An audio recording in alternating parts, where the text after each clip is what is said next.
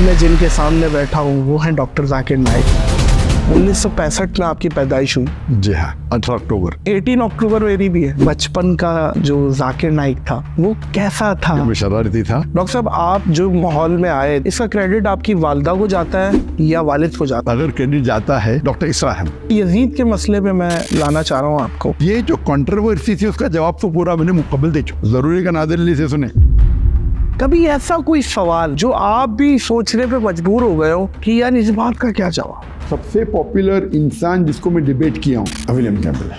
उनने तकरीबन 38 scientific errors निकाली कुरान में। इसका जवाब मेरे पास नहीं। सबसे टफ आपको या इंटेलिजेंट कौन लगा? वो है शीशी रविशंकर। उस टाइम नंबर 1 पे थे। अब इंडिया जाना आपके लिए पॉसिबल है या नहीं? उनके लिस्ट में तो नंबर 1 टेरर जाकिर नाइक है। तो वापस जाने के चांसेस तो नहीं है। बड़े तादाद में गैर मुसलमान अगर इस्लाम से मुतासिर होकर इस्लाम कबूल करते हैं तो मैं उनके लिए टेररिस्ट ही बन गया ना। वो बांग्लादेशी बम वाला भी आपकी हाथ से निशान दिया। लेकिन जाकिर नाइक के लेक्चर देख के वो नो टेररिस्ट अटैक। मोदी साहब को कोई मशवरा देंगे? सबसे बड़ा खिलवाड़ उन्होंने किया जो कश्मीर की आज़ादी उसको हटा दिया। दुनिया का सबसे एक्सपेंसिव घर किसका है? मुकेश अंबानी का। उसकी प्रॉपर्टी किसकी है? वक्फ बोर्ड की। अभी मुसलमान को जागना चाहिए। अगर एक मस्जिद हमारी बाबरी मस्जिद गई, अगर ये अमेंडमेंट बिल पास हो गया तो हजारों मस्जिद जाएंगी। अगर आप नहीं जागेंगे आज, अल्लाह आपको दोषी ठहराएंगे। जब शाहरुख खान आपसे मिलते हैं तो किस चीज पे बात करते हैं? क्या इम्पोर्टेंट है रखना? पाकिस्तान का बात।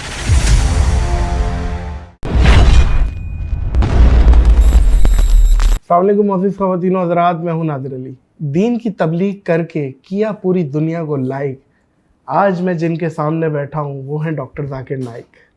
अस्सलामु अलैकुम व रहमतुल्लाहि व बरकातुहू। वालेकुम अस्सलाम व रहमतुल्लाहि व बरकातुहू। Dream comes true. डॉक्टर साहब, आप बिलीव करें कि मैंने जब पॉडकास्ट फॉर्मेट को शुरू किया तो कुछ मैंने टिक मारे थे नामों को कि ये मैं अल्लाह करे एग्जीक्यूट हो जाए। आपका नाम सर फहरिस्त था और आज मैं आपके सामने बैठा हूँ। ये मोमेंट है ये मेरे लिए। Thank you so much. आपने इतने कम शॉर्ट नोटिस पे आपने इनविटेशन को कबूल किया। आप बहुत मसरूफ़ थे और आपने अपनी मसरूफियत से टाइम निकाला और मैं उड़ के 6 घंटे की फ़्लाइट लेके डायरेक्ट मैं आपके पास आया हूँ आज। बहुत शुक्रिया। अल्हम्दुलिल्लाह। अल्हम्दुलिल्लाह। डॉक्टर साहब खैरियत से हैं? ठीक ठाक है? अल्हम्दुलिल्लाह, अल्लाह का फजल है। हम इंग्लिश में बात करेंगे या उर्दू में? जो भी आपको डॉक्टर साहब, सबसे पहले हम बिल्कुल बचपने से शुरू करेंगे। 1965 में आपकी पैदाइश हुई जो कि विकिपीडिया बताती है, सही है? जी हाँ, 18 अक्टूबर। 18 अक्टूबर। 18 अक्टूबर। अच्छा, इत्तेफाक से 18 अक्टूबर मेरी भी है। 92 जी, 18 अक्टूबर 1965 में आपकी पैदाइश हुई है मुंबई में और बॉर्न एंड रेज वहीं के आप।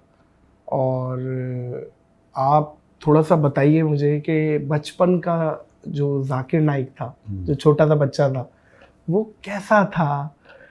शरारती था, शायर था, इंट्रोवर्ट था, एक्सट्रोवर्ट था, क्या था? अल्हम्दुलिल्लाह, बचपन में आप मुझे कह सकते थे कि मैं शरारती था। अल्हम्दुलिल्लाह। साथ साथ अक्सर लोग जानते हैं कि बचपन से मैं हकलाता हूँ। अच्छा। अगर कौन मुझसे पूछता था कि मेरा नाम क्या है तो मैं कहता था मेरा नाम है जाकिर। तो बचपन में हकलाता था और पूरे स्कूल की ज़िंदगी में हमारे school Saint Peter's High School में एक सब्जेक्ट होता था पब्लिक स्पीकिंग या स्पीकिंग होता था। तो उसके अंदर टीचर्स मुझे PF देती थी, पास फेल। कह सकते थे कि मुझ पे तरस खा के, क्योंकि बात करने में तो मखलाता था, तरस खा के मुझे PF देती थी। तो बचपन से मखलाता था। और स्कूल के अंदर अल्हम्दुलिल्लाह अल्लाह के फजल से मैं मैथमेटिक्स सब्जेक्ट में वो सबसे ज़्यादा सब्जेक्ट मुझे पसंद था और उसके अंदर हमेशा अक्सर मुझे अवार्ड मिलता था best in mathematics throughout my life. And of course हमारे स्कूल के अंदर हायर स्टैंडर्ड के अंदर there were 2 section, one was alternative 1, alternative 2। तो IGCSE जो हमारा बोर्ड कैम्ब्रिज बोर्ड था पहले, बाद में इंडिया में शिफ्ट हो गया, तो उसके अंदर 8th 9th 10th आखिरी 3 साल में ऑल्टरनेटिव 1, ऑल्टरनेटिव 2 होता था। ऑल्टरनेटिव 1 मतलब higher level of science and maths, and alternative 2 मतलब lower level of maths and science. So मैं ऑल्टरनेटिव 1 में था। और अल्हम्दुलिल्लाह हमारे स्कूल एक प्रोटेस्टेंट स्कूल थी, क्रिश्चियन स्कूल थी मुंबई में, लेकिन उसके अंदर 80% से ज़्यादा माशाल्लाह मुसलमान पढ़ते थे। सही। तो हमेशा बचपन में जहाँ तक के स्टडीज़ का सवाल था, अल्लाह के फजल से काफ़ी मैं आगे था, ज़हीन था। लेकिन स्पोर्ट्स में हमेशा, स्पोर्ट्स के अंदर एवरेज था। तो मेरी ख्वाहिश थी कि मैं एक बार रेस जीतना रेस जीतना चाहता था स्कूल के अंदर। राइट। लेकिन अल्लाह की मर्जी थी, स्कूल लाइफ में कभी भी नहीं जीता। लेकिन जब कॉलेज लाइफ में मैं गया, हाँ। तो एक मुसलमान दोस्त ने मैंने ऐसा पूछा कि ये 10 किलोमीटर रेस का हाईएस्ट रिकॉर्ड क्या है? तो हंसने लगा मुझ पे। रिकॉर्ड पूछ रहे, चल के दिखाओ, भागने की बात दूर है।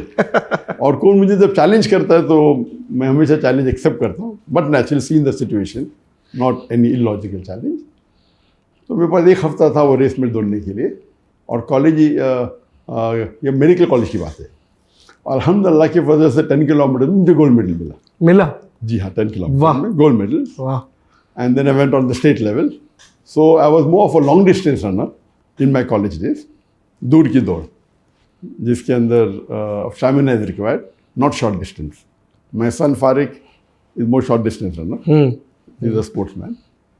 तो जहाँ तक कि एथलेटिक्स में था, वो मेरी ख्वाहिश थी स्कूल में, लेकिन अल्लाह ने उसे पूरी किया इन द कॉलेज लाइफ।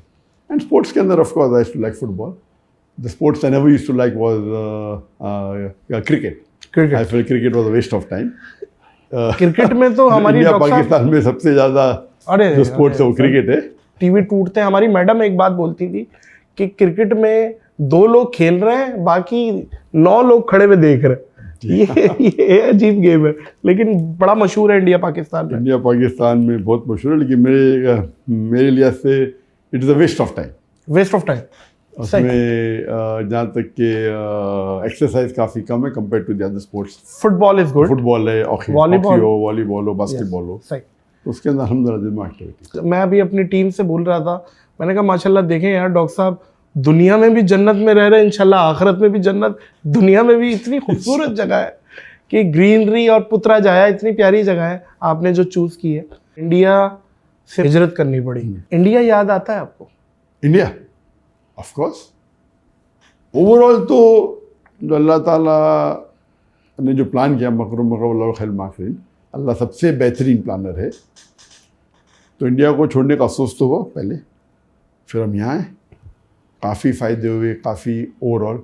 लेकिन जो मिस करते हैं हम इंडिया में, वो जो दावत हम बड़े खुले मैदान में आम करते थे, 10-10 लाख लोगों का रश। जी हाँ, मुसलमान गैर मुस्लिम के साथ। हाँ। और गैर मुस्लिम तकरीबन 25%, 20 से 25% रहते थे। तो अगर मजमा होता था लाख का, तो उसमें से 25%, 25% होते थे, हाँ 25,000 होते थे गैर मुस्लिम। तो मजमा 5 लाख का होता था, बहुत बड़ी बात होते थे। मजमा 1 मिलियन का भी 10 लाख का, तो उसमें से 2.5 लाख पता चला, 2.5 लाख गैर मुस्लिम होते थे। तो वो जो मंजर है, इंडिया के अलावा सिर्फ 2 या 3 मुल्क में और हो सकता है। अच्छा, हो सकता है इंडिया की टक्कर का इतना बड़ा मजमा। कहाँ? एक वो तो पाकिस्तान में, बिल्कुल ठीक है। एक हो सकता है बांग्लादेश में, ठीक है, और एक इंडोनेशिया में। बिल्कुल, तीनों सही नाम लिए। और अभी तक के मैं पाकिस्तान जब गया था, उस टाइम तो मैं तकरीर नहीं करता, मुकर्रर थाने में। पहले बार पब्लिक स्पीच जो छोटे लेवल के ऊपर मेरे ऑर्गेनाइज में 1992 में दी थी, पब्लिक में 1994 में दी थी, 1993-94 में। और फिर बांग्लादेश जाने का मेरा प्रोग्राम बना था 2 बार। एक बार जब डॉक्टर शहीद दीदात के साथ, वो मुझे ईयर याद नहीं, लेकिन आप अभी तक बांग्लादेश नहीं गए? अभी तक गया नहीं। अच्छा। तो 88 था या 92 था, ऐसा कुछ, दीदा साहब जाने वाले थे तो मैंने भी वीज़ा लगा दिया, वीज़ा लग गया, वो ट्रिप कैंसिल हो गया तो मैं गया नहीं। फिर 2013 की बात है कि मैंने वीज़ा लगाया था रियाद से, फिर वहाँ से इंटेलिजेंस की खबर आई कि मजमा बहुत बड़ा होने वाला है, अभी हालात सही नहीं है, तो आप पोस्टपोन करें तो बेहतर है। तो 2013 में भी वीज़ा लग गया और कैंसिल हो गया। पाकिस्तान का ऐसा सवाल आपने पूछा, पाकिस्तान आए, वो कहते हुए कब आएंगे? एक बार आ चुका। अब कब आएंगे? नेक्स्ट प्लान मेरी हुई थी जब मैं हिजरत किया 2016 में हिजरत किया। यस, मेरा मौका तो हो सकता है कि अभी वो कुछ महीने बाद वापस जाऊं, 1 साल बाद, 2 साल बाद। तो जब 3-4 साल बाद पता लग गया कि अभी जाने के तो चांसेस नहीं है इंडिया, तो मैं डिसाइड किया अभी पाकिस्तान जा सकता हूँ मैं। तो 2020 के स्टार्टिंग में या 2019 के एंडिंग में जब डिसाइड किया कि अभी इंडिया जाने के चांसेस तो बहुत कम है, अभी पाकिस्तान जाने में कोई हर्ज नहीं, पाकिस्तान में तो वेलकम करेंगे, काफ़ी दावत है, काफ़ी लोग जानते हैं जितने। सर एक सवाल बनता है मेरा, जी, और ये इंडियन ऑडियंस जो संजीदा ऑडियंस है उनसे भी सवाल है कि एक ऐसा शख्स जो कि मैं समझता हूँ कि इस उम्मत में इस टाइम इंटरनेशनली कंपैरेटिवली रिलीजन्स को इतना अच्छा समझते हैं, जो शायद जिसकी मिसाल ना मिलती हो इंडिया में, मतलब मुझे ये समझ नहीं आ रहा कि क्यों नहीं आप जा सकते। आपका घर है, मतलब आप मक्का में हैं और आपको पता चल रहा है कि इंडिया में ये हो गया और आप मक्का से जाते ही नहीं अपने घर और आप मलेशिया शिफ्ट हो जाते हैं। ये थोड़ा सा इस चीज़ को बताएं, ये क्या था? पाकिस्तान आने की मुमानियत नहीं थी पहले। पाकिस्तान आने के लिए पाकिस्तान वीज़ा मिलना मुश्किल है, लेकिन मेरे लिए बहुत आसान था, सब लोग जानते हैं, मेरे वालिद भी जानते हैं। तो पाकिस्तान वीज़ा मिलने तो मेरे लिए तो एक फ़ोन कॉल था, ठीक है। तो मुमानियत तो थी नहीं, जाना चाहता तो जा सकता था और मैं 91 में गया था। लेकिन जो मैं दावती काम कर रहा था तो इस्लाम का उसूल है, शरिया का उसूल है, let a small loss take place to prevent a big loss. एक छोटे नुकसानात को उठा लो बड़ी नुकसान को बचाने के लिए। अगर मैं पाकिस्तान जाता था तो हो सकता है इदारा बंद हो जाता था, तो कुछ इल्ज़ाम लगाते थे कि ISI के साथ जुड़ा हुआ है। जी जी। तो वो डर के वजह से मैं नहीं गया। ऐसा मैं तो पाकिस्तान से मोहब्बत करता हूँ। बाहर जब जाता था मैक्सिमम दुनिया में अगर कोई भी एम्बेसडर से मिला, वो पाकिस्तानी एम्बेसडर, जो भी मुल्क में जाता हूँ तो ग्रेट चांसेस, चाहे वो सऊदी अरेबिया हो, UAE हो, बहरीन हो, गल्फ कंट्री हो, फॉरेन किधर भी जाते थे तो पाकिस्तानी एम्बेसडर से तो मुलाकात होती थी, खाना का मिलने आ जाते, और पाकिस्तानी लोग से तो मोहब्बत थी। लेकिन एहतियातन मैं खुद माहौल जब देखा तो इसीलिए खुद मैंने आप नहीं गया। अब लेकिन क्या चांसेस हैं डॉक्टर साहब इंडिया के वापसी के? तो इसीलिए 2019 में जब मेरा इरादा हो गया कि वापस जाने के चांसेस तो नहीं है, तो मैंने कहा अभी पाकिस्तान जा सकते हैं हम। तो मेरी प्लानिंग थी 2020 में एंडिंग में आने की पाकिस्तान, और मैं लोग से कांटेक्ट किया तो पूरा हो गया था प्लान। तो ये 2020 के स्टार्टिंग में प्लान हुआ और बड़े बड़े जो गवर्नमेंट के लोग सब अग्री किए। लेकिन आ गया कोविड आ गया। तो कोविड आने की वजह से ये पोस्टपोन हो गया। और नॉर्मली प्लानिंग रहती है, काफ़ी मेरी जो कंट्री से इन्विटेशन रहते तो प्लानिंग रहती है। तो वो उसके वजह से 2020 में फिर कैंसिल हो गया। कोविड था 2020 मार्च के अंदर पूरा लॉकडाउन हो गया। फिर 21 में तो कोई लेक्चर टूर हो नहीं, फिर वापस लेक्चर टूर शुरू हुआ 2022 में। 21 में मलेशिया में शुरू किया लेक्चर देना में, लेकिन इंटरनेशनली 2020 से शुरू और अभी वापस खुल गया। तो अब आपका है इरादा? जी अभी तो इरादा है, इन्विटेशन वापस से आने लगी। और 2020 में आप आने वाले थे। सर मुझे ऐसा लग रहा है कि अब आप आ जाएंगे, मेरा दिल कह रहा है। अभी इन्विटेशन हाल में आ गए तो इंशाअल्लाह। लेकिन अभी फिर से वो हालात जो होते पाकिस्तान में, ये प्रोटेस्ट हो रहा है, वो प्रोटेस्ट हो रहा है, तो वो डेट का ज़रा इंशाअल्लाह अल्लाह चाहो तो मैं चाहता हूँ कि इस साल आए इंशाअल्लाह होपफुली। दुआ करिएगा मोअज़्ज़िज़ ख़वातीन और हज़रात, आप लोग भी, कि डॉक्टर साहब पाकिस्तान आए। डॉक्टर साहब मेरा सवाल वहीं रह गया, अब इंडिया जाना आपके लिए पॉसिबल है या नहीं है? इंडिया जाना तो एकदम आसान है, बाहर निकलना मुश्किल है। जाना तो इन्होंने तो रेड कार्पेट देगी, जाओ भाई आओ, अच्छा, अंदर आओ, जेल में बैठो। अरेस्ट कर लेंगे वो? जाहिर है, अच्छा, उनके लिस्ट में तो नंबर 1 टेररिस्ट जाकिर नाइक है। अगर मैं बड़े तादाद में गैर मुसलमान अगर इस्लाम से मुतासिर होकर इस्लाम कबूल करते हैं, अल्लाह उनको हिदायत देता है, तो मैं उनके लिए टेररिस्ट ही बन गया ना। हालांकि काफ़ी इल्ज़ाम लगा, लेकिन अल्लाह की मदद से एक भी इल्ज़ाम साबित नहीं हुआ, माशाल्लाह। जी जी जी। वो बांग्लादेशी बम वाला भी आपके जी हाँ, खाते उससे में डाल शुरू दिया हुआ, था? उससे शुरू हुआ। उसके पहले तो कोई प्रॉब्लम था नहीं मुझे, लेकिन बांग्लादेश के अंदर 1 जुलाई 2016 में एक धमाका हुआ, एक टेररिस्ट अटैक हुआ, जिसमें 4 या 5 टेररिस्ट इन्वॉल्व थे और कोई 21-22 फॉरेनर लोग की मौत हुई। उसके अंदर एक जो टेररिस्ट था वो मेरे फेसबुक का फॉलोअर था। अंदाजा तो बांग्लादेशी न्यूज़पेपर एक 3 जुलाई को इंफॉर्मेशन दी कि one of the terrorist was the follower of doctor Zakir Naik on the Facebook. Indian media ने उसको ट्विस्ट की जी, और बोले ही वॉज इंस्पायर्ड। एक फॉलोअर होना अलग होता है और एक इंस्पायर्ड मुतासिर होके टेररिस्ट एक्ट करना अलग होता है, और एक फॉलोअर होना चाहिए। तासुर दे दिया कि आपका साथी है।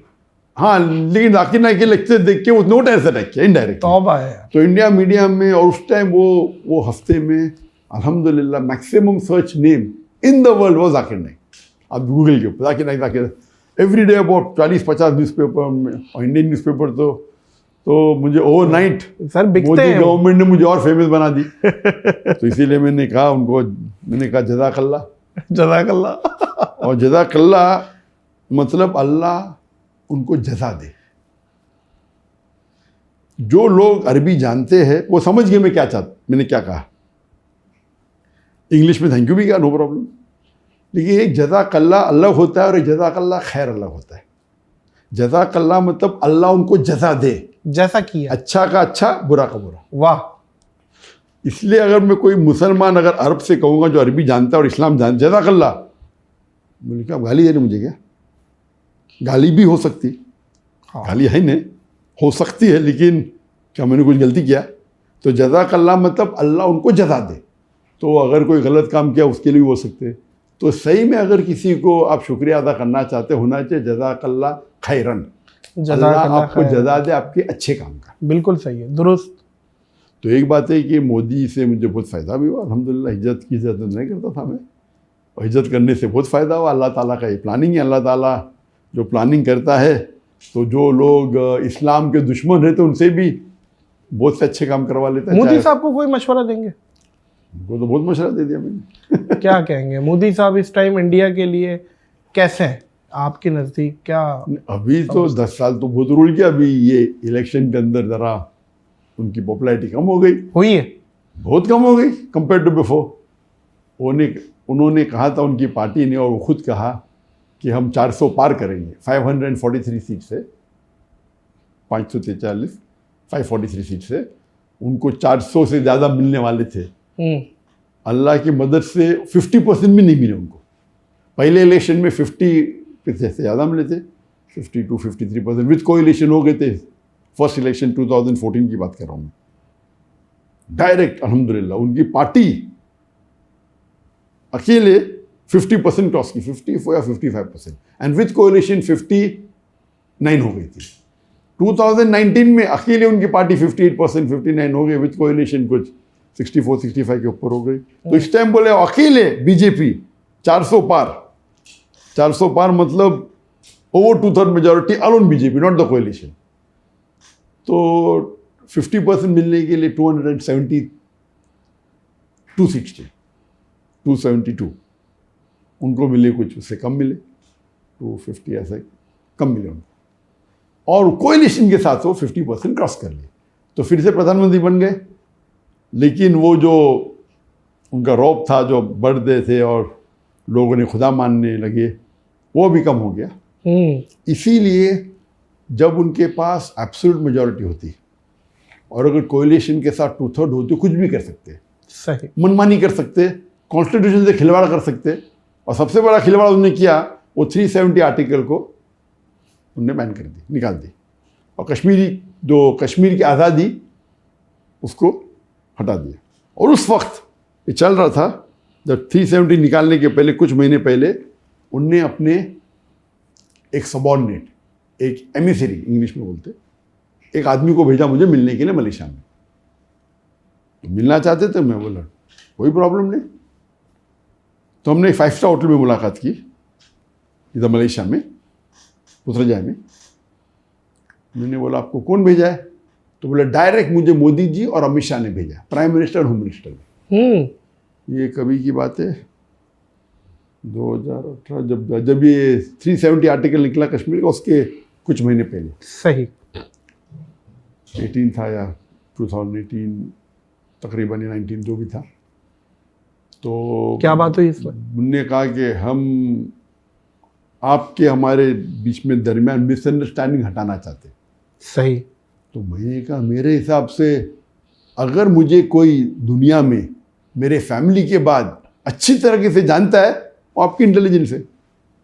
मेरे फैमिली के बाद अगर मुझे कोई एकदम गहराई से जानता है वो आप लोग हैं। मेरी ज़िंदगी तो एक ओपन बुक है, खुली किताब है। वो अलग बात है कि आपको मेरे काम पसंद नहीं आते, लेकिन मैंने कोई भी कॉन्स्टिट्यूशन का एक भी हिस्सा आई have not broken any law of Indian government. वो पैचअप करना चाह रहे थे आप लोग? हाँ बिल्कुल सही। क्यों? तो बात तकरीबन हुई 5-6 घंटे तक। अच्छा। लंच भी किया अपने साथ में।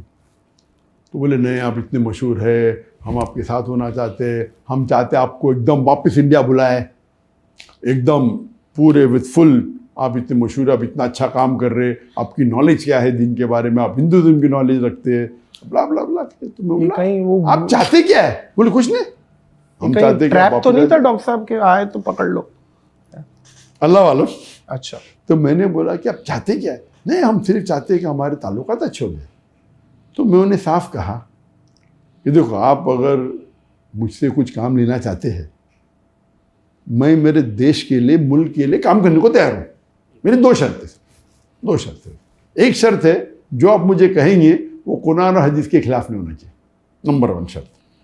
अल्लाह और अल्लाह के रसूल टीचिंग के खिलाफ नहीं होना चाहिए। और नंबर 2 मुझे आपके पैसे की ज़रूरत नहीं। अगर ये 2 शर्त पूरी हो जाती, आप जो मुझसे काम लेना चाहते, मैं मेरे मुल्क के लिए हाजिर हूँ। फिर तो उन्होंने बोला वेरी गुड, नो प्रॉब्लम। तो गुफ्तगू हुई, काफ़ी गुफ्तगू हुई। आप चाहते क्या? नहीं कुछ नहीं, हम कोशिश करेंगे अभी आपको वापसी आने के लिए। तो उस वक्त तो कुछ कहा नहीं, लेकिन एकदम पैचअप कर लिया ऐसा कि अभी हम with in couple of months आप वापस आ सकते।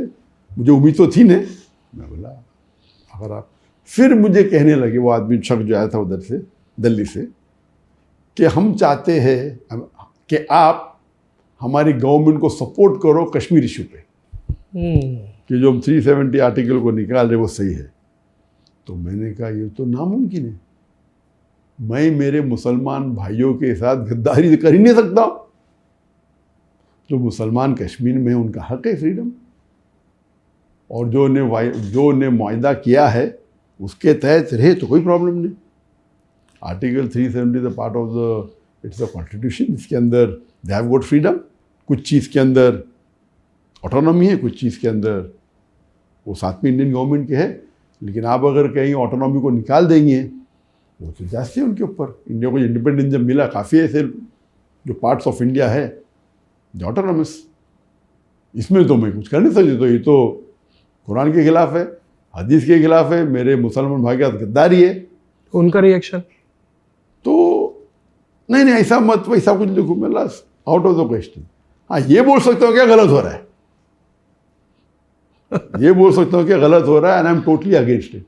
ठीक है, उनका स्टाइल था, ये बीजेपी गवर्नमेंट का स्टाइल है कि मुसलमान को अगर जो चाहते हैं अपने काम कराने के लिए, चाहे उलमा हो, चाहे बिजनेसमैन मुसलमान हो, कोई भी हो, या गैर मुस्लिम हो, वो पहले आके प्यार से बात करते, फिर कोशिश करते पैसे दे के खरीदने की। नहीं खरीदा जाता धमकी देते अंदर कर लेंगे। ये उनका फॉर्मूला है, प्यार से करके तारीफ करो, हम तुमको फ़ायदा देंगे। नंबर 2 पैसे दे के खरीद। अक्सर ये पहले 2 में अक्सर लोग मान देते। तीसरा है नहीं करेंगे तो हम ईडी की रेट डालेंगे, इनकम टैक्स की रेट डालेंगे। तो मेरे साथ तो सब कुछ कर लिया उन्होंने, मुझे प्रॉब्लम ही नहीं।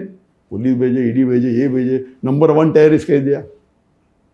तो मैं थैंक यू बोलता कि लोग मुसलमान में तो काफ़ी लोग, अक्सर लोग जानते थे इंडिया में, गैर मुस्लिम में भी जानते थे, लेकिन मोदी के बाद ये गोदी मीडिया जो है, वो जो मुझे हमेशा मीडिया पे आने की वजह से अभी तो माशाअल्लाह बहुत small percentage non Muslim India में होंगे जो मुझे नहीं जानते। नहीं, मुझे नहीं लगता कि नहीं जानती होगी, बहुत बहुत कम होगी। तो ये उनकी बदौलत है। और उसके बाद लेकिन जब भी मैं ट्रैवल करता हूँ, चाहे मलेशिया में हो या बाहर हो, गैर मुसलमान अब भी मुझसे मोहब्बत करते हैं। उनका मेन प्रॉब्लम था कि जब मुसलमान में लेक्चर में आते वो अलग बात है, लेकिन मुतासर होके वो इस्लाम की जो गलत फहमी दूर हो जाते और काफ़ी लोग इस्लाम भी कबूल करते। तो उसकी वजह से उनका नुकसान हो रहा था, वो हिंदुत्व का जो स्टेटमेंट था ना। और फिर बाद में NEC एक्ट आ गया, वो बिल पास हो गया। वो चाहते थे उसके अंदर भी मैं सपोर्ट करूँ, मैं बोला आउट ऑफ द क्वेश्चन। वाह। तो उस टाइम क्योंकि हम वापस उस पहलू पे आते कि वो मेजॉरिटी में थे तो पास कर सकते थे। करो पार्लियामेंट में जाओ, कोई ऑपोजिशन ले नहीं सकता है, लीडर ऑफ अपोजिशन भी नहीं है। इंडियन पार्लियामेंट का रूल है, लीडर ऑफ अपोजिशन होने के लिए आपके पार्टी को कम से कम 10% सीट चाहिए। तो 543 में से 55 सीट्स अगर आपकी पार्टी को मिले तो आप लीडर ऑफ अपोजिशन बन सकते। 10 साल तक के कोई भी पार्टी को 55 सीट्स भी नहीं मिले तो लीडर ऑफ अपोजिशन था ही नहीं। लेकिन ये इलेक्शन में अभी जो कुछ चंद महीने पहले 2024 में ख़त्म हुआ, अल्हम्दुलिल्लाह इसमें कांग्रेस को 99 सीट्स मिल गए और बाकी जो इंडिया का गठबंधन था उन्हें मेजॉरिटी तो नहीं मिला लेकिन क्लोज थे। तो now the opposition is strong. अभी क्या हो गया, अब जो बोले ना उनका तो दबाव और दबदबा मोदी का अभी कम हो गया। अभी ये दो मेजर जो पार्लियामेंट के साथ जो खिलवाड़ किया मुसलमानों के साथ, और जो पार्लियामेंट में जो कॉन्स्टिट्यूशन में चेंज करके जो अमेंडमेंट करके जो मुसलमान पे ज़बरदस्त बहुत सी चीज़ें किए, ये दो मेन थे। अभी थर्ड करने जा रहे थे। कुछ हफ्ते पहले एक अमेंडमेंट बिल लेके आया उनने, वक्फ अमेंडमेंट बिल। वक्फ तो आप जानते हैं कि एंडोमेंट है, और इंडिया में एक बॉडी जिसके पास सबसे ज़्यादा लैंड है, number 1 is the defence of India, number 2 is Indian railways, number 3 is the Muslim Waqf board. तो मुस्लिम वक्फ की जो जायदाद है, जो प्रॉपर्टी है, वो 9.4 लाख एकड़ है। 9.5 लाख तकरीबन 9.5 लाख एकड़ है, बताइए। અને 41 बिलियन स्क्वायर फीट અને 3,800 स्क्वायर किलोमीटर। कंट्री से ज़्यादा है। हमने छोटे छोटे कंट्री जो बाहर में उससे बड़ी है। जी जी जी जी। तो ये अभी बिल में अमेंडमेंट लेना चाहते हैं। क्या वो बिल के बोर्ड के ऊपर नॉन मुस्लिम को रखेंगे, हम गवर्नमेंट को और पावर देंगे। तो इंडियन कॉन्स्टिट्यूशन में, इंडियन कॉन्स्टिट्यूशन जब पार्टीशन हुआ तो उसको इंडिया को तो डेमोक्रेटिक कंट्री बनाए, लेकिन हमारे जो मुसलमान थे उनने जो मुस्लिम पर्सनल लॉ बोर्ड कायम किया, ये एक फिनोमिनल है। तो इसलिए कोई भी गैर मुस्लिम कंट्री दुनिया की है, India is one of the best और दी बेस्ट गुड से, क्योंकि मुस्लिम पर्सनल लॉ बोर्ड है। वक्फ की प्रॉपर्टी जो है, जो मुसलमान ने ड्राफ्ट किए कॉन्स्टिट्यूशन में, ये वक्फ के जो पॉइंट्स है is better than many of the Muslim countries. Muslim country के जो वक्फ के पॉइंट्स है वो इंडियन वक्फ बोर्ड और पावरफुल है।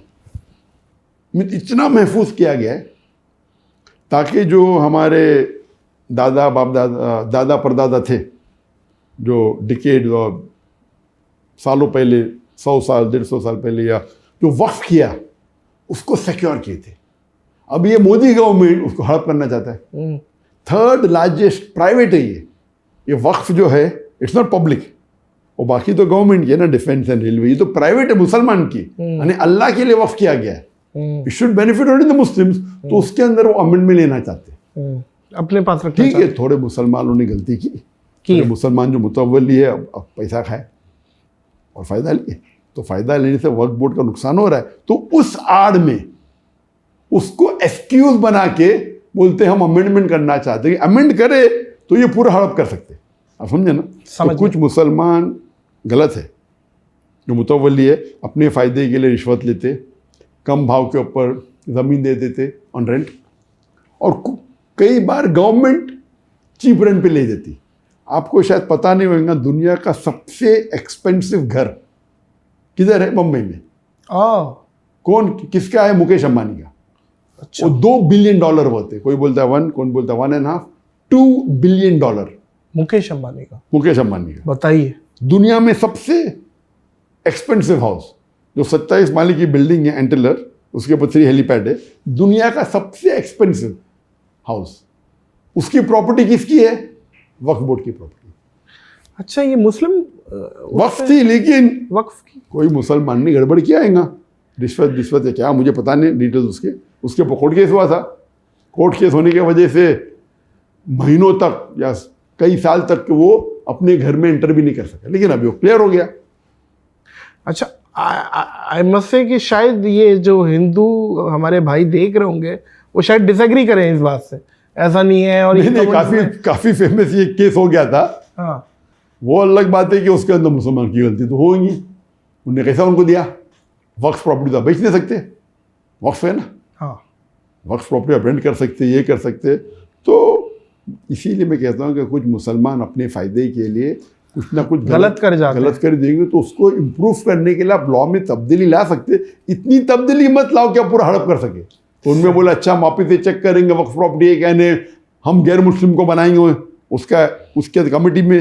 गैर मुस्लिम कैसे कमेटी में आ सकता है? फिर कहने लगा कुछ प्रॉब्लम हुआ तो डीएम में वो डिस्ट्रिक्ट मजिस्ट्रेट कर सकता है। वो डिस्ट्रिक्ट मजिस्ट्रेट तो वो तो पूरा पॉलिटिकल अपॉइंटेड है।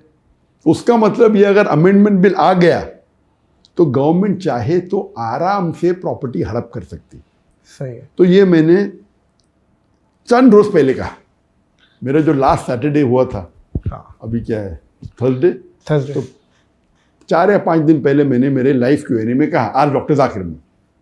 तो अभी इंडिया मीडिया में ऑफिस से आ गया, डॉक्टर जाकिर नाइक भड़कीले बयान दे रहा है, मुसलमान को भड़का रहा है इंडियन गवर्नमेंट के खिलाफ। शुरू हो गया। नहीं, वो डॉक्टर साहब जवाब नहीं मिला मुझे कि जब आपने उनको जवाब दे दिया जो इंडियन ऑफिशियल्स आए थे, तो उनका क्या रिएक्शन था? वो फिर उठ के चले गए कि बात? नहीं, उस टाइम तो बाद में मेरे कांटेक्ट में थे ना।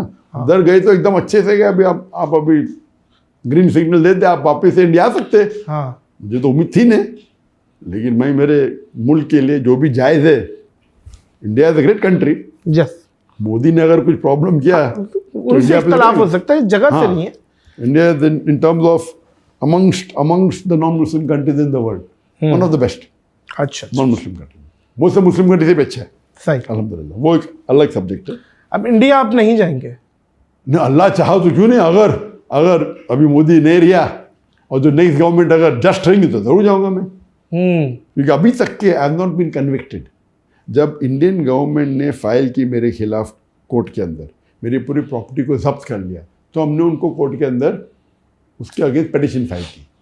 तो उसका जज जो था, द चीफ जज ऑफ द ईडी कोर्ट, उसका नाम था मनमोहन सिंह, वो सिख था।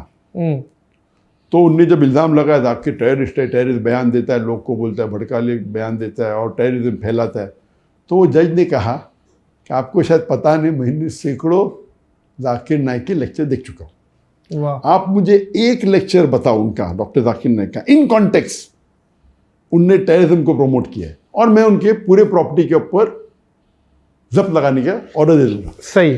सिर्फ एक। हाँ, नहीं, लॉयर चुप हो गया। तो उनने कहा कि आपने डॉक्टर जाकिर नाइक के बयान देखे? तो लॉयर बोला नहीं देखा मैंने। तो आपने जब सुने ने उन पे इल्जाम लगा रहे, कम से कम सुनो तो सही। तो हिस्टोरिकल जजमेंट था, तो उसके ऊपर स्टे आ गया। बस स्टे आने की वजह से हम उनको बेच नहीं सकते, प्रॉपर्टी को रेंट नहीं कर सकते। लेकिन उसके बाद आपको पता है, अगर कोई जज, उस टाइम मोदी का काफ़ी पावर, अभी भी है, जुडिशरी है, नहीं जरा ज़्यादा, तो जुडिशरी भी डरने लगी। आपने बयान उनके, अगर आपने फैसला उनके हिसाब से नहीं किया, आपको ट्रांसफर कर लेते उनके हाथ में। तो इंटरफेरेंस बहुत था, ये अभी कम हो गया। तो ये जो आप बोल रहे मोदी का जो पावर है अभी, ये अमेंडमेंट बिल क्या हो गया, जब उनने टेबल किया, ऑपोजिशन ने ऑब्जेक्शन लिया, तो parliament had to put it to a judiciary parliament. आप समझे ना। और बोले जिसको ऑब्जेक्शन है 13 सितंबर इज डेडलाइन, 13 सितंबर तक जो मुसलमान को बिल पे ऑब्जेक्शन करो, तो ये जुडिशरी पैनल हो गया। तो मैंने मेरे बयान में क्या और एक पोस्ट किया, क्या अभी मुसलमान को जागना चाहिए। अगर एक मस्जिद हमारी बाबरी मस्जिद गई तो इतना हल्ला गुल्ला हुआ, ठीक है, हाथ से निकल गई। अगर ये अमेंडमेंट बिल पास हो गया तो हज़ारों मस्जिद जाएंगी, क्योंकि ये वक्फ प्रॉपर्टी, जैसा मैंने कहा, 3,800 स्क्वायर किलोमीटर से ज़्यादा है। इट इज़ 9.5 लाख तकरीबन एकड़ लैंड है। इसके अंदर हज़ारों मस्जिद है, लाखों होंगी, हज़ारों कब्रिस्तान है, मदरसा है, प्रॉपर्टीज़ है, आराम से हाथ से जा सकती है, हम कुछ नहीं कर सकते। तो मैंने कहा मुसलमानों से, अगर आप नहीं जागेंगे आज, अल्लाह आपको दोषी ठहराएगा, आपको और हमको। बेशक बेशक, ये हमारा फ़र्ज़ है। अगर हमारे बाप दादा ने, परदादा ने वक्फ किया है तो हमारे बेहतरी के लिए, और हम सो रहे हैं, हम इसके रिस्पॉन्सिबल है।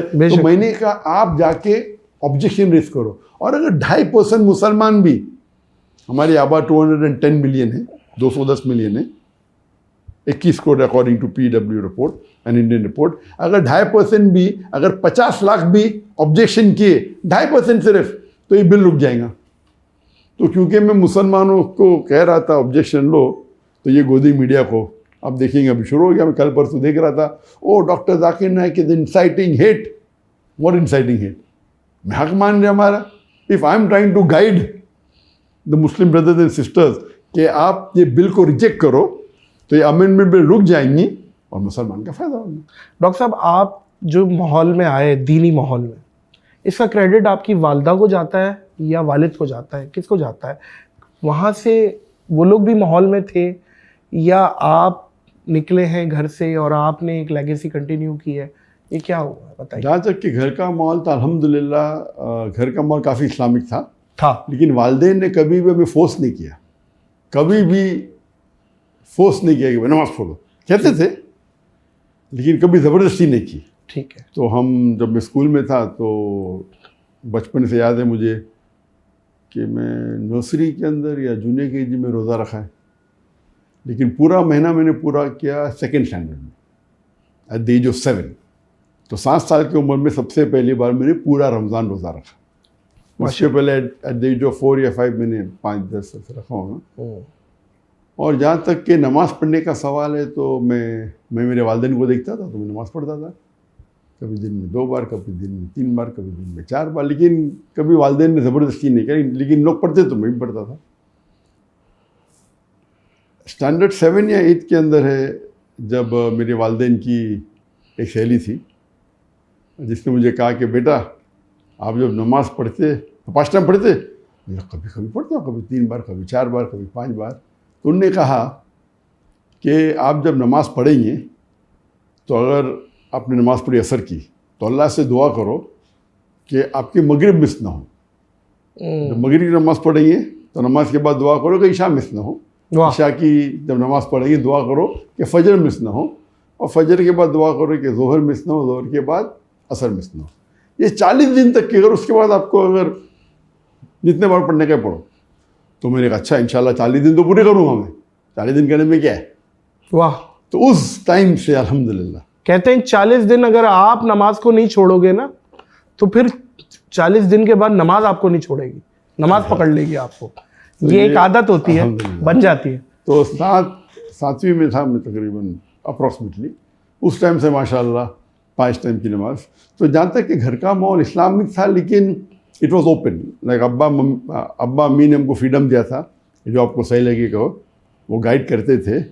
लेकिन एक एवरेज मुस्लिम जो करता है, 5 टाइम नमाज माशाल्लाह पढ़ते थे from the age of 7, standard 7 से एज ऑफ 13 से रोज़ा रखते थे माशाल्लाह, हज भी किया था। तो माहौल वैसा जो एवरेज मुस्लिम अच्छा, लेकिन दावती मिजाज नहीं था मेरी ज़िंदगी में। मैं 1987 में जब मैं मेडिकल कॉलेज में 2nd ईयर में था, तो उस वक्त मैंने शेख अहमद दीदा से मुलाकात की। वाह। तो मेरे वालिद का शौक़ था माशाल्लाह, वो कई उलमा से हमेशा रब्ता में रहते थे, और उनका मिजाज था कि ओपन माइंडेड थे, चाहे जमात इस्लामी हो, चाहे देवबंदी हो, चाहे बरेली हो, चाहे अहले हदीस हो, चाहे सलफ़ी हो। वाह। मुख्तलिफ इख्तलाफे राय रखते थे, लेकिन एक तरीके से, मतलब सारे भाई ने। वो माशाल्लाह मेरे वालिद का ज़रा अलग ही मिजाज था। ठीक है, आपको सही लगता है करो, मुझे सही लगता है। तो वो कभी बहस में नहीं पढ़ते थे, और वो अल्हम्दुलिल्लाह, लेकिन भाई हाँ मैं 5 टाइम नमाज़ पढ़ो, ये करो सही। तो अहमद दीदा साहब आए थे बम्बई में 1987 में। सही। तो उन्होंने मुझे कहा कि मिलने आते।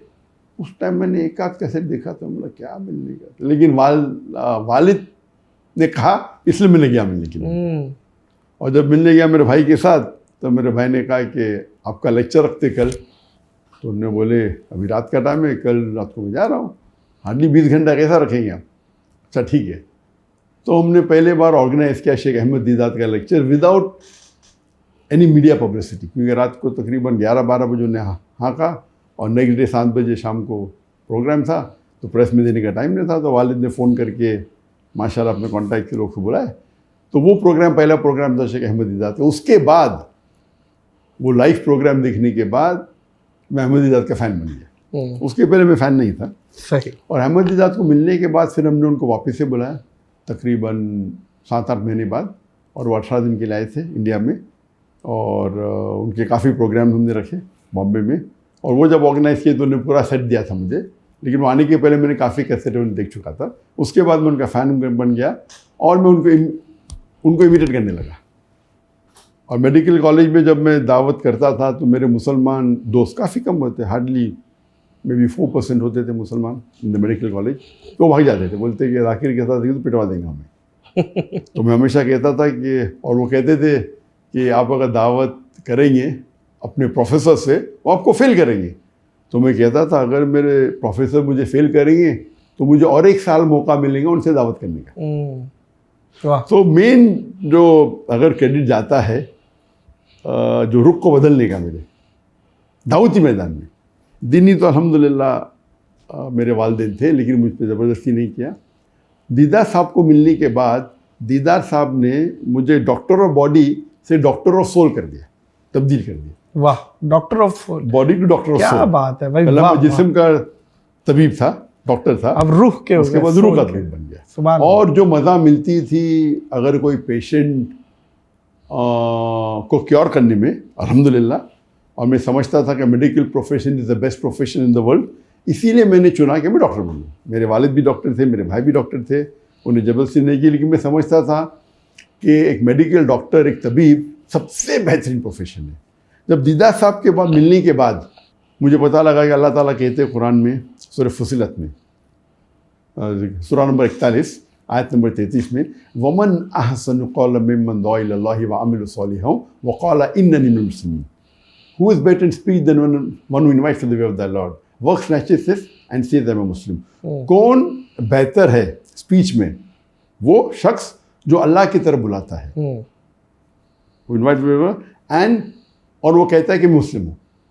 तो सबसे बेहतरीन प्रोफेशन जो अल्लाह ताला के नज़दीक, जो कुरान मजीद में कहा गया है, वो एक दाई का, लोग को इस्लाम की तरफ बुलाना। और दाई, मोअज़्ज़िज़ ख़वातीन व हज़रात, डॉक्टर साहब दाई, डॉक्टर साहब की वाइफ दाई, डॉक्टर साहब के बेटे दाई, डॉक्टर साहब की बेटियां दाई, और मतलब एक पूरा ख़ानदान आपका माशाल्लाह दाई सिस्टम पे है और लेगेसी कंटिन्यू हुई भी है।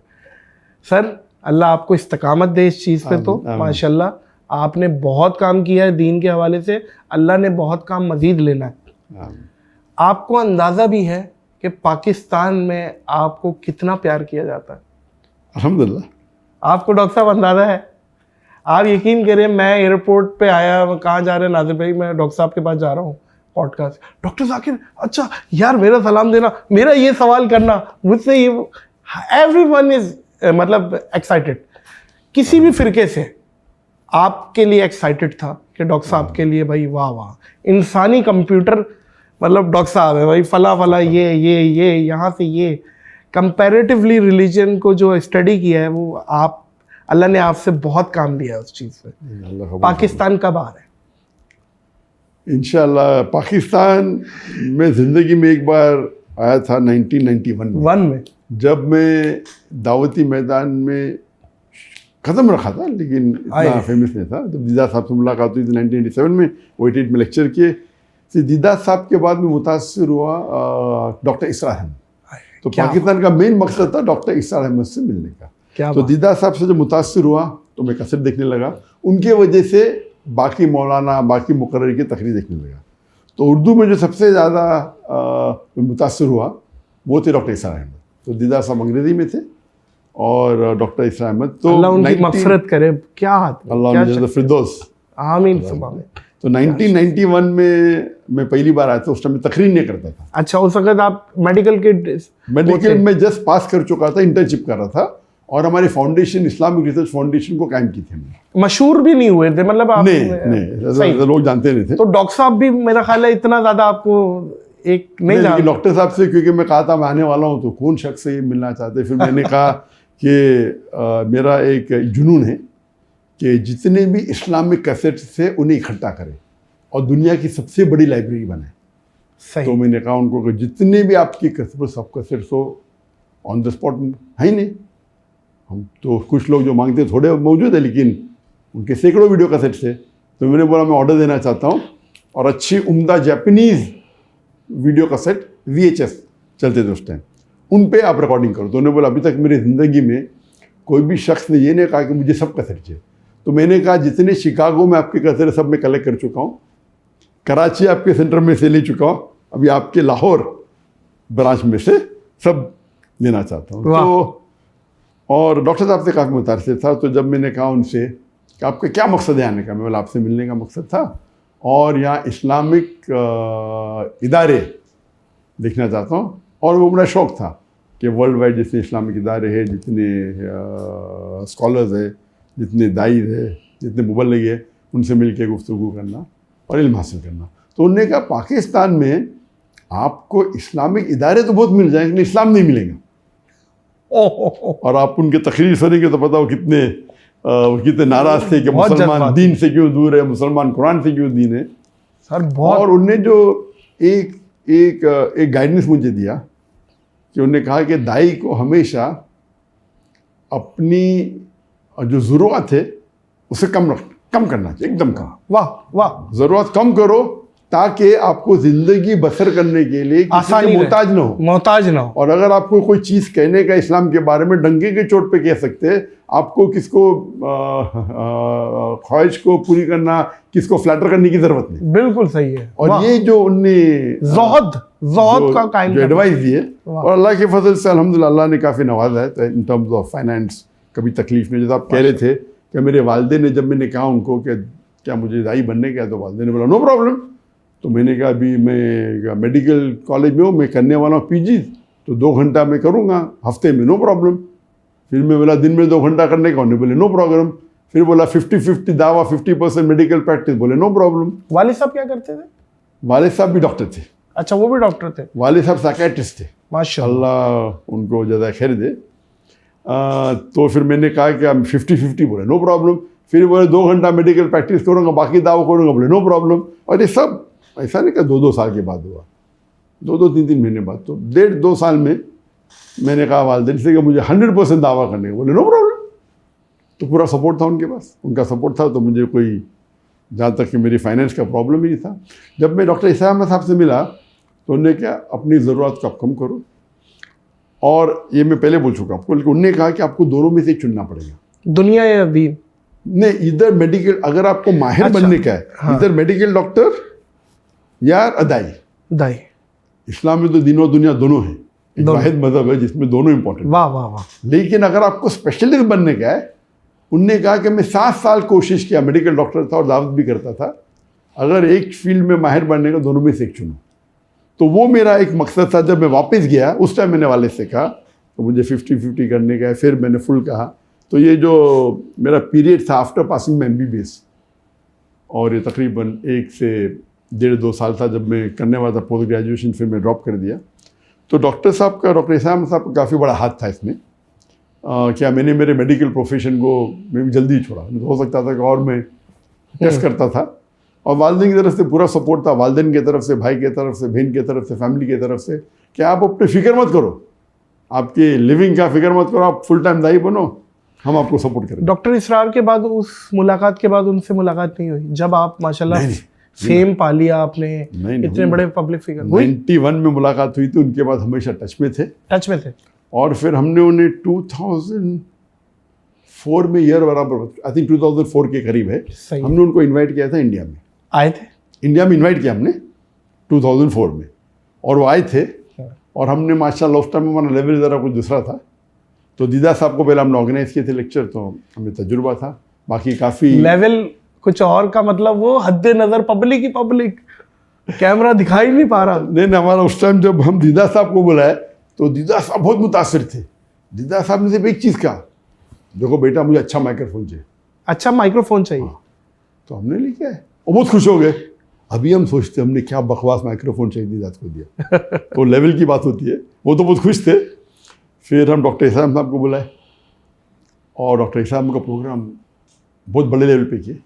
वो तो बहुत खुश थे, बोले मैंने इतने लेक्चर टूर किया दुनिया भर में, इतना अच्छा मेरे ज़िंदगी में नहीं हुआ।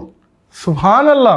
वो कभी थी 2004 उस टाइम हमारा लेवल मेरे हिसाब से अभी बोलता, उस टाइम हम बहुत खुश थे। उनने कहा कि हमें 10 दिन एक ही वेन्यू पे लेक्चर। बोला डॉक्टर साहब बम्बई इतना बड़ा है, एक लेक्चर यहाँ दो यहाँ दो, नहीं, मेरा मकसद है एक पे दो। मैंने पब्लिक 10 दिन तक कैसे आएंगी? और माशाल्लाह वो मशहूर थे, दीदा साहब के लिए तो पब्लिक थी। तो हमने उस टाइम बड़े एक मैदान में की जिसकी कैपेसिटी 10,000 थी। और माशाल्लाह पूरे 10 दिन माशाल्लाह पब्लिक थी। और रिकॉर्डिंग हमने किया था, हमने स्टेज के लिए हमने पैसा खर्चा किया और डॉक्टर साहब तो एकदम इतना पैसा खर्चा किया, इतना लेवल का किया। और हम भी खुश थे। अभी सोचते इतने बड़े शख्स के लिए हमने इतना कम खर्चा किया। हाय हाय हाय, वाह, लेवल की बात है। क्या बात है। तो हमें पता है कि हम जब दीदा साहब के लिए हमने बाहर से VHS पे रिकॉर्डिंग किए थे, उस टाइम बहुत खुश थे क्योंकि उस टाइम हमारा बेस्ट था। तो अल्लाह ताला ये देखते हैं कि आप मेहनत कितनी करते हैं। उस टाइम हमारी मेहनत टॉप, नियत कुछ छोड़े नहीं हमने। और जब इस्लाम में साहब 10 दिन की एकदम स्टेज बनाए, स्टेज के ऊपर सिर्फ स्टेज को सेटिंग करने के लाख रुपया खर्चा किए उस वक्त। तो उस टाइम तो हमारा और IRF वगैरह इदारा बन चुका था, बन चुका था। और पीस टीवी बन चुका था 1991 में जब उन्हें मिलने गया था। ठीक है। और दीदा साहब को मिले 1987 में। इस्लामिक रिसर्च फाउंडेशन लॉन्च हुआ 1990 में, रजिस्टर हुआ और 1991 में इनॉग्रेट हुआ। उसके बाद में डॉक्टर इसा साहब को मिलने गया। सही तो बन चुका था। और पीस टीवी 2006 में। तो दीदा पिछले जब हमारी मुलाकात हुई थी उस टाइम पीस टीवी कायम नहीं हुआ था। तो जब डॉक्टर इस्लाम साहब आए थे इंडिया में 2004 में, पीस टीवी ने नेशनल लेवल फर्क था। आप समझे ना? सही। तो अगर टेलीविजन को हटा देंगे तो लेवल बहुत अच्छा था। एक वन ऑन वन ठीक है। लेकिन जब पीस टीवी आने के बाद पीस टीवी की जो तरक्की होने अल्लाह ताला की मदद थी, वो लेवल कुछ और हो गया। फिर वो अलग लेवल था। लेकिन उस टाइम ने प्रोग्राम किए तो उस टाइम 10,000 पब्लिक 10 दिन के लिए, तो रिकॉर्ड हमारे रिकॉर्ड था और डॉक्टर इस्लाम साहब के लिए भी रिकॉर्ड था। बेशक। ऑफकोर्स उनको बुलाए तो काफ़ी इंडियन गवर्नमेंट में, बिकॉज पाकिस्तानी थी तो काफ़ी कंप्लेन हुए। फिर कुछ शख्स ने जो उनके गौर फिक्र के ख़िलाफ़ थे, कंप्लेन भी की पुलिस में। अल्हम्दुलिल्लाह अल्लाह की मदद थी, वो सॉल्व हो गया। और उनका दौरा काफ़ी तकरीबन 1 महीने तक, तकरीबन यहाँ से फिर बेंगलोर गए, काफ़ी जगह खुश गए अल्हम्दुलिल्लाह। फिर हमने वीडियो रिकॉर्डिंग किया और वो उसके बाद फिर हम उनको दिखाने लगे हमारे केबल टीवी के ऊपर। केबल टीवी तो पहले से दिखाते थे। और फिर पीस टीवी कायम हुआ 2005 में हम छूटे। इसलिए डॉक्टर इस्लाम साहब 2002-3 या 2004 में, एग्जैक्ट डेट पत्र 2003 या 2004 में आए थे। फिर पीस टीवी कायम करने का इरादा हुआ मेरा 2005 में। उसके पहले ज़रा मैं जवाब दे दूँ, आपने कहा पाकिस्तान गई कहने, तो पाकिस्तान 1991 में सबसे पहली बार आया। उसके बाद आने के बाद इतनी इंक्वायरी हुई मेरी, क्यों गए थे क्या, उस टाइम में कुछ जानता भी नहीं था मुझे। अच्छा, पाकिस्तान गए, क्यों गए, किससे मिले, क्यों मिले, अल्हम्दुलिल्लाह कोई प्रॉब्लम हुआ नहीं। तो जब दावती मैदान में मैं उतरा तो बट नेचुरल, बिकॉज मैं इंडिया में रहता था, मैं अगर पाकिस्तान फिर से विज़िट करूं तो मुझे बहुत मुश्किल हो जाते थे, बहुत से मुश्किलात आते थे गवर्नमेंट की तरफ से। एलिगेशन, ऐसे एलिगेशन जितने मुसलमान एक बार मशहूर हो जाता है, लोग कबूल करने लगते हैं, तो इंडियन गवर्नमेंट पीछे पड़ जाती पॉसिबिलिटी। तो इन्विटेशन मुझे सबसे ज़्यादा दुनिया में, अगर मैं 2016 को मैं छोड़ा, मैंने हिजरत की इंडिया से मलेशिया, तकरीबन उस वक्त 5,000 इन्विटेशन थे दुनिया भर से आने के लिए, जो मैं एक्सेप्ट नहीं किया था। एक्सेप्ट क्या अलग बात है, पेंडिंग। उसमें से तकरीबन 500 सिर्फ पाकिस्तान से थे, 500। और उस टाइम जो इन्विटेशन होता था बट नेचुरल तकरीर के लिए मैं जो आते थे, लेकिन मैं बोला अभी आना तो मुश्किल है, इंशाल्लाह टेलीविजन के थ्रू जाएंगे। तो टेलीविजन शुरू हो गया था। डॉक्टर साहब, हमने आपके हज़ारों लेक्चर्स देखे हैं जिसमें आपने सबको लाजवाब कर दिया, हर सवाल का जवाब दिया। The brother ask a very good question और जवाब धड़ाधड़। कभी ऐसा कोई सवाल, कोई ऐसा टफ क्वेश्चन या कोई ऐसा टफ अपोनेंट जो आप भी सोचने पे मजबूर हो गए हो कि यार इस बात का क्या जवाब है, और आपने किसी से मशवरे लिए हो या अल्लाह ने फिर डाल दिया हो लेकिन बहुत टफ लगा हो, वो मोमेंट ज़रा शेयर करें। नहीं, आपका ये क्वेश्चन टफ क्वेश्चन है। अच्छा, ये टफ है। इसके लिए हाँ, ऐसे कई बार, एक बार नहीं कई बार ऐसे हुए कई बार ऐसा हुआ कि जब मैं पब्लिक स्टेज पे मैं सवाल जवाब हैंडल कर रहा हूँ और कोई क्वेश्चन आता है और मुझे जवाब पता नहीं पता। ऐसा नहीं हो सकता डॉक्टर साहब, हम तो ये बोलते थे ये देखो अभी डॉक्टर साहब आएंगे और जवाब दे देंगे। लेकिन आपने जो उसके बाद पूछा कि अल्लाह की लेकिन मदद हमेशा आई। कभी भी ऐसा ना हो कि अल्लाह की मदद नहीं आई। इल्म तो कोई भी इंसान नहीं कह सकता मुझे सारा इल्म है, सही, और मैं तो कह नहीं सकता हूँ। तो ऐसे कई सवालात है। कुछ सवाल ऐसे कि सवाल उसने मुझे आज पूछा और कल ही मैंने जवाब पढ़ा उसका, कल शाम को पढ़ा है सवाल, आज पूछता है ये तो अल्लाह की तरफ से। अगर ये मुझे कल पूछ लेता था यस्टरडे तो मैं जवाब नहीं दे पाता था। अच्छा। तो मुझे हैरत है कि मैं कल ही पढ़ा और आज किसने सवाल पूछा, तो अल्लाह की तरफ से। अगर 2 दिन पहले पूछता तो मुझे नहीं पता होता था। तो कौन सा कोई ऐसी टफ एक सवाल है, कई सवाल है। एक सवाल का मैं आपको एग्जांपल देता हूँ। हाँ। एक सवाल है जो एक शख्स, उसका नाम है राहुल, जो दुबई के अंदर, जब मैं एक मेरी ऑडियंस जो बम्बई की ऑडियंस है अल्हम्दुलिल्लाह, क्योंकि उसमें कई गैर मुस्लिम होते थे और कई दीगर मज़ाहिब के लोग होते थे और इंटेलेक्चुअल होते थे, तो जो क्वेश्चंस बॉम्बे से आते वो सबसे मुश्किल टफ होते थे और सबसे जवाब जो निकलते थे अच्छे निकलते थे। टफ होता है क्वेश्चन तो और सोचने पड़ता है और जो अच्छे निकलते। तो मेरे हिसाब से Bombay was the best audience. Number 2 is Dubai. क्योंकि दुबई के अंदर भी माशाल्लाह मजमा 10,000, 15,000, 20,000, 30,000 होता था। और वहाँ एक एडवांटेज था जो बॉम्बे में नहीं था, वहाँ डिफरेंट नेशनलिटी लोग आते थे। बॉम्बे में भी आते थे लेकिन बहुत कम, इन परसेंटेज वाइज आते थे। अमेरिकन भी, यूरोपियन भी, आप देखेंगे कसर में। लेकिन जो परसेंटेज है दुबई में, क्योंकि दुबई के अंदर लोकल तो सिर्फ 11% है, इंडियन ही तकरीबन 35% है, फिर फॉरेनर्स है, American, European, white, black, yellow, brown, तो वैरायटी बहुत होती थी। तो एक शख्स का नाम था राहुल, मुझे याद है, क्लीन शेव, और वो एक ने कई सवाल पूछा। तो आप अगर मेरे वीडियो देखते ही हैं आप पहचान लेंगे राहुल कौन है।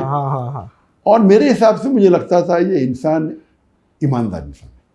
वो सवाल से पता चलता है, सवाल भले टफ हो, सवाल ट्रैपिंग हो सकता है, लेकिन सवाल से एक्सपीरियंस एक स्पीकर होता है, उससे पता चल सकता है क्या ये मुझे टांग खींचने के लिए आया है या बाकी सच जानना है, सच जानने के लिए। सही। और सच बोलेगा तो कबूल करेंगे। सही। कुछ लोग आते टांग खींचने के लिए, अगर जवाब भी देंगे तो भी वो इस्लाम कबूल नहीं करेंगे। सही।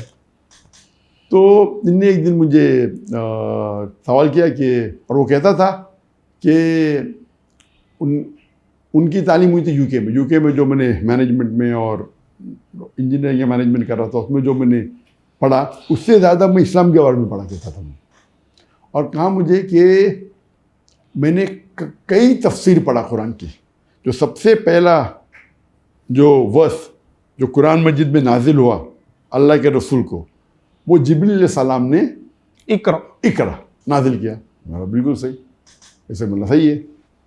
लेकिन आप कोई भी तफसीर पूछो, जब जिब्रील अलैहिस्सलाम ने मोहम्मद सल्लल्लाहु अलैहि वसल्लम से कहा इकरा, तो मोहम्मद सल्लल्लाहु अलैहि वसल्लम ने जवाब दिया अमा अना बिकारी, आई एम नॉट लर्निंग, मैं नहीं पढ़ सकता। और फिर उन्होंने कहा अमा अना बिकारी।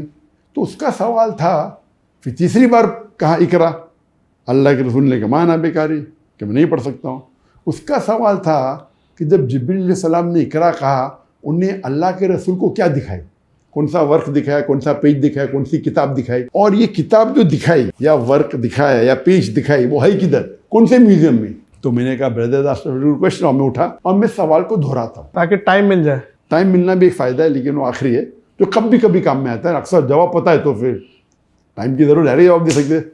रिपीट दो जमा दो, क्या मुझे रिपीट करनी जरूरत, डायरेक्ट 4 बोल दूंगा मैं 4।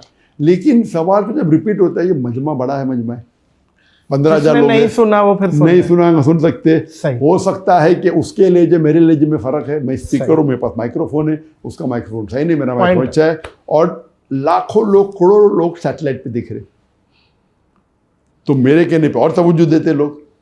तो मैं रिपीट करता हूँ हमेशा सवाल, भले आसान हो या तो। और एक फ़ायदा है, एक तो रिपीट करना लोग समझे, सेकंड है वो क्वेश्चन जो क्वेश्चन पूछ रहा है, अगर मैंने गलत सुना वो मुझे करेक्ट करेगा। मैंने 2 जमा 2 4 ने पूछा, मैंने 2 जमा 3 पूछा, तो पहला ऑडियंस जो नहीं सुनी उनको पता चलेगा क्वेश्चन क्या है। नंबर 2, अगर मैंने गलत सुना तो क्वेश्चन मुझे करेक्ट करेगा, ठीक हो गया। नंबर 3, मुझे वक्त मिलता है जवाब को बराबर से फॉर्मुलेट करना, क्योंकि माइंड बहुत पावरफुल है। जब मैं रिपीट कर रहा हूँ, मेरा सिर्फ 2% या 4% मेरा दिमाग 95% दिमाग फ्री है, कैसा जवाब देना चाहिए, कितना लंबा कितना छोटा, और एक फॉर्मुलेट करना। एक का जवाब नहीं पता तो सोचने का वक्त मिलता है। तो मैंने कहा बजाय से क्वेश्चन नहीं आता, क्वेश्चन आके जल के बैठिए, मैं ब्ला ब्ला ब्ला में बोलने लगा। जब मैं रिपीट कर रहा था क्वेश्चन, अल्लाह की तरफ से इल्हाम आया, वही तो आती नहीं, नबूवत तो ख़त्म हो गई, कोई बोल नहीं था। लेकिन इल्हाम ऐसी चीज़ होती कि अल्लाह के रसूल अपने बंदों से कभी कभी इमीडिएटली मदद नाजिल कर देते। तो मैंने कहा brother Rahul, do you know Japanese? तो उसने बोला नो। तो ऐसे did I show you any book that you said no? आपको जापानीज पता है? तो उसने बोला नहीं। मैंने कोई किताब दिखाई आपको कि आपने कहा कि मुझे जापानीज नहीं पता है? तो मैंने जब किताब नहीं दिखाई, आपने बोले जापानीज नहीं पता, तो उसी तरीके से वाह, जिब्रील अलैहिस्सलाम ने जब इकरा पूछा मोहम्मद सल्लल्लाहु अलैहि वसल्लम को, तो मोहम्मद सल्लल्लाहु अलैहि वसल्लम को पूछने की जरूरत नहीं, मैं वर्क किधर है, किताब किधर है, वो क्या बात है डॉक्टर साहब, वाह वाह। तो ये अल्लाह के ये जवाब कोई फिकी जवाब था ही नहीं, ना कुरान और हदीस से लेना देना। उस वक्त की टाइमिंग पे फिट बैठ गया, बिल्कुल सही, फिट बैठ गया जवाब। तो ऐसे कई वक्त है जो आप तकरीर कर रहे 30 साल तक के, इस पर कोई एतराज़ करता ही नहीं, और कोई एतराज़ कर ले तो और आप क्लीन बोल हो जाते, आपको पता ही नहीं, उस टाइम अल्लाह की मदद आती। तो इसीलिए सवाल जवाब में सबसे ज़्यादा इम्पोर्टेंट है अल्लाह की मदद।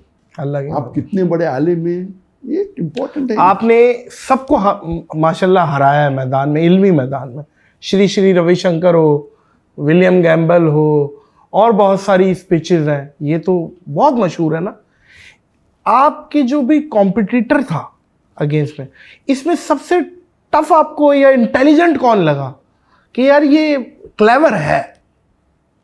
श्री श्री रविशंकर को तो आपने वन साइडेड मारा था, इसमें तो कोई नहीं, श्री श्री रविशंकर वो सबसे पॉपुलर थे, पॉपुलर थे, सबसे पॉपुलर वो थे। जितने लोग से मैंने तकरीर किया, वो अकेला अपने मजमे में 2 लाख को 3 लाख को गैदर कर सकता। तो सबसे पॉपुलर इंसान जिसको मैं डिबेट किया हूँ, या सबसे फेमस इंसान, वो है श्री श्री रविशंकर। उस टाइम नंबर 1 पे थे वो, हिंदुइज्म पे नंबर 1 थे, अभी तक नीचे आ गए, आपके बाद नीचे आए हैं वो।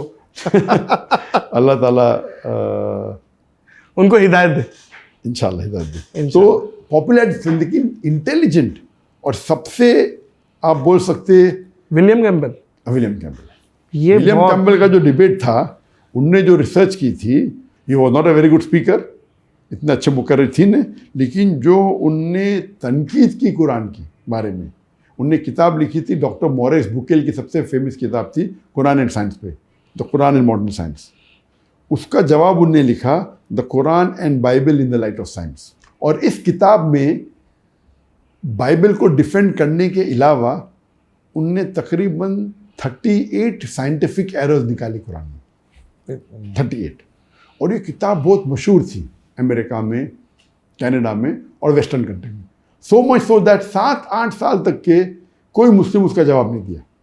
तो मुझे इन्विटेशन आया था यूएसए और कनाडा से कि आप इसको जवाब दे सकते हैं, और ये 2001 की बात है। मुझे इन्विटेशन आया था 1997 में, ये बुक तकरीबन 1990s के अर्ली में लिखी गई थी। तो 96-97 में मुझे इन्विटेशन, 98 में डिबेट होने वाला था कनाडा में। मैंने बोला इंशाल्लाह करूँगा मैं। फिर पोस्टपोन हो गया ईयर 2000 में। तो अप्रैल 1 इन द ईयर 2000 शिकागो में डिबेट ऑर्गेनाइज हुई,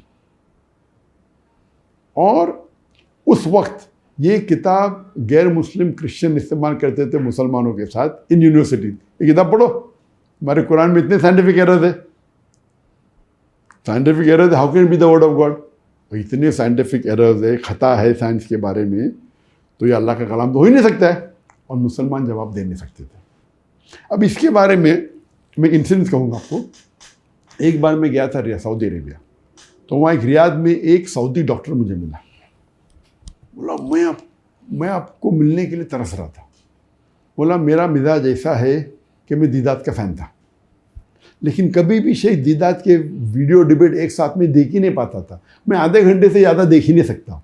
तो अगर दीदात का डिबेट होगा 3 घंटे का, तो मैं 6 किश्तों में देखता हूँ, 6 पार्ट में। अगर 2 घंटे का डिबेट है तो 4 किश्तों में देखता हूँ। एक बार मैं मेरे दोस्त के वहाँ लंच के लिए गया और उसने प्ले किया आप विलियम कैम्पबेल का डिबेट। तो पहले हाफ एन आवर में विलियम कैम्पबेल बात कर रहे थे कुरान के खिलाफ, इतने मिस्टेक्स निकाले कुरान में, और वो डॉक्टर था। बोलते ही तो मैंने पढ़ा मेरे मेडिकल किताब में, ये मिस्टेक है, ये मिस्टेक है। उसको चेन नहीं आया, वो कंटिन्यू किया डिबेट देखते देखते। फिर मैं आया, मुझे जब देखा स्क्रीन पे, मैं तो उस टाइम मशहूर था नहीं, तो बहुत तेज में आया। वो सऊदी मुस्लिम डॉक्टर बोलता है ये विलियम कैम्पबेल कौन है, इतनी मिस्टेक निकाल रहा है कुरान में, मैं डॉक्टर हूँ और ये सब मेडिकल बुक में लिखा हुआ है। और उसको जवाब देने के लिए कौन ये नौजवान लड़का, कौन है ये डॉक्टर जाकिर नाइक, ये बिका हुआ है। तो बहुत तेज में था। बोलते ये इतना ज़ईफ इंसान और ये लौंडा ये तो वन साइडेड हार जाएगा, वन साइडेड, और ये बिका हुआ मुसलमान है। अल्लाह अल्लाह। और बाद में सॉरी बोला मुझे, बोला मैं बोला कौन है ये, इतने बड़े बड़े आलिम में कौन है ये जवाब देने वाला, वो भी शिकागो में हो रहा है, इतना डिबेट मजमा हजारों का, ये क्या जवाब देगा। और उनने मेरे जवाब सुने। उसके बाद इतना मुतासिर हुए जो मुझे जाकिर नाइक से मिलना है। वाह। तो उसका मतलब ये मैं कहना चाहता हूँ कि विलियम कैम्पबेल का जो लेक्चर था, एक मुसलमान सऊदी, और सऊदी तौहीद पे होता है, डॉक्टर, मेडिकल डॉक्टर, वो कह रहा है कि इसका जवाब मेरे पास ही नहीं। एक आम मुसलमान या बहुत से मुसलमान समझते नहीं, बोलते अरे बकवास कह रहा है। हम मुसलमान हैं, हम तो मानते हैं भाई कुरान में तो खता हो नहीं सकती, क्योंकि हमारा ईमान है। लेकिन उसने जो तनकीद की कुरान के बारे में, अक्सर जिसके पास साइंस की नॉलेज है उस तनकीद को अग्री करेंगे, अनलेस आपके पास डिबेटिंग स्किल है या आपके पास उसका जवाब है। तो इसीलिए 7-8 साल तक के कोई भी मुसलमान ने उसकी जवाब नहीं दिया था। तो इसीलिए वो किताब, तो मैंने ये कभी भी डिबेट करने के पहले हमें क्या करना चाहिए, हमें प्रिपेयर होना चाहिए। तो मैंने पूरे नेट्स पे जितने भी साइंटिफिक एरर्स कुरान के तकरीबन 13-14 फाइल डाउनलोड की। सही है। और उस पे आपने फिर रिसर्च शुरू की? हाँ ना, उसके बाद आपको हेल्प भी कोई करता है? हाँ, तो हमारी रिसर्च टीम थी। ठीक। तो मेरे पास 13-14 फाइल, तो उसमें कोई डॉक्टर भी थे, एमडी, मैं तो एमबीबीएस डॉक्टर हूँ। हमारे टीम के अंदर एमडी डॉक्टर भी थे, उनका नाम नहीं लूँगा मैं। सही। कई डॉक्टर थे। मैंने बोला भाई ये विलियम कैम्पबेल का जवाब दो, उसकी किताब है और ये बाकी है। तो 38 में से शायद 2-3 जवाब ला के दिए मुझे उन्होंने, और अभी डिबेट को 2 महीने बाकी थे अभी तक।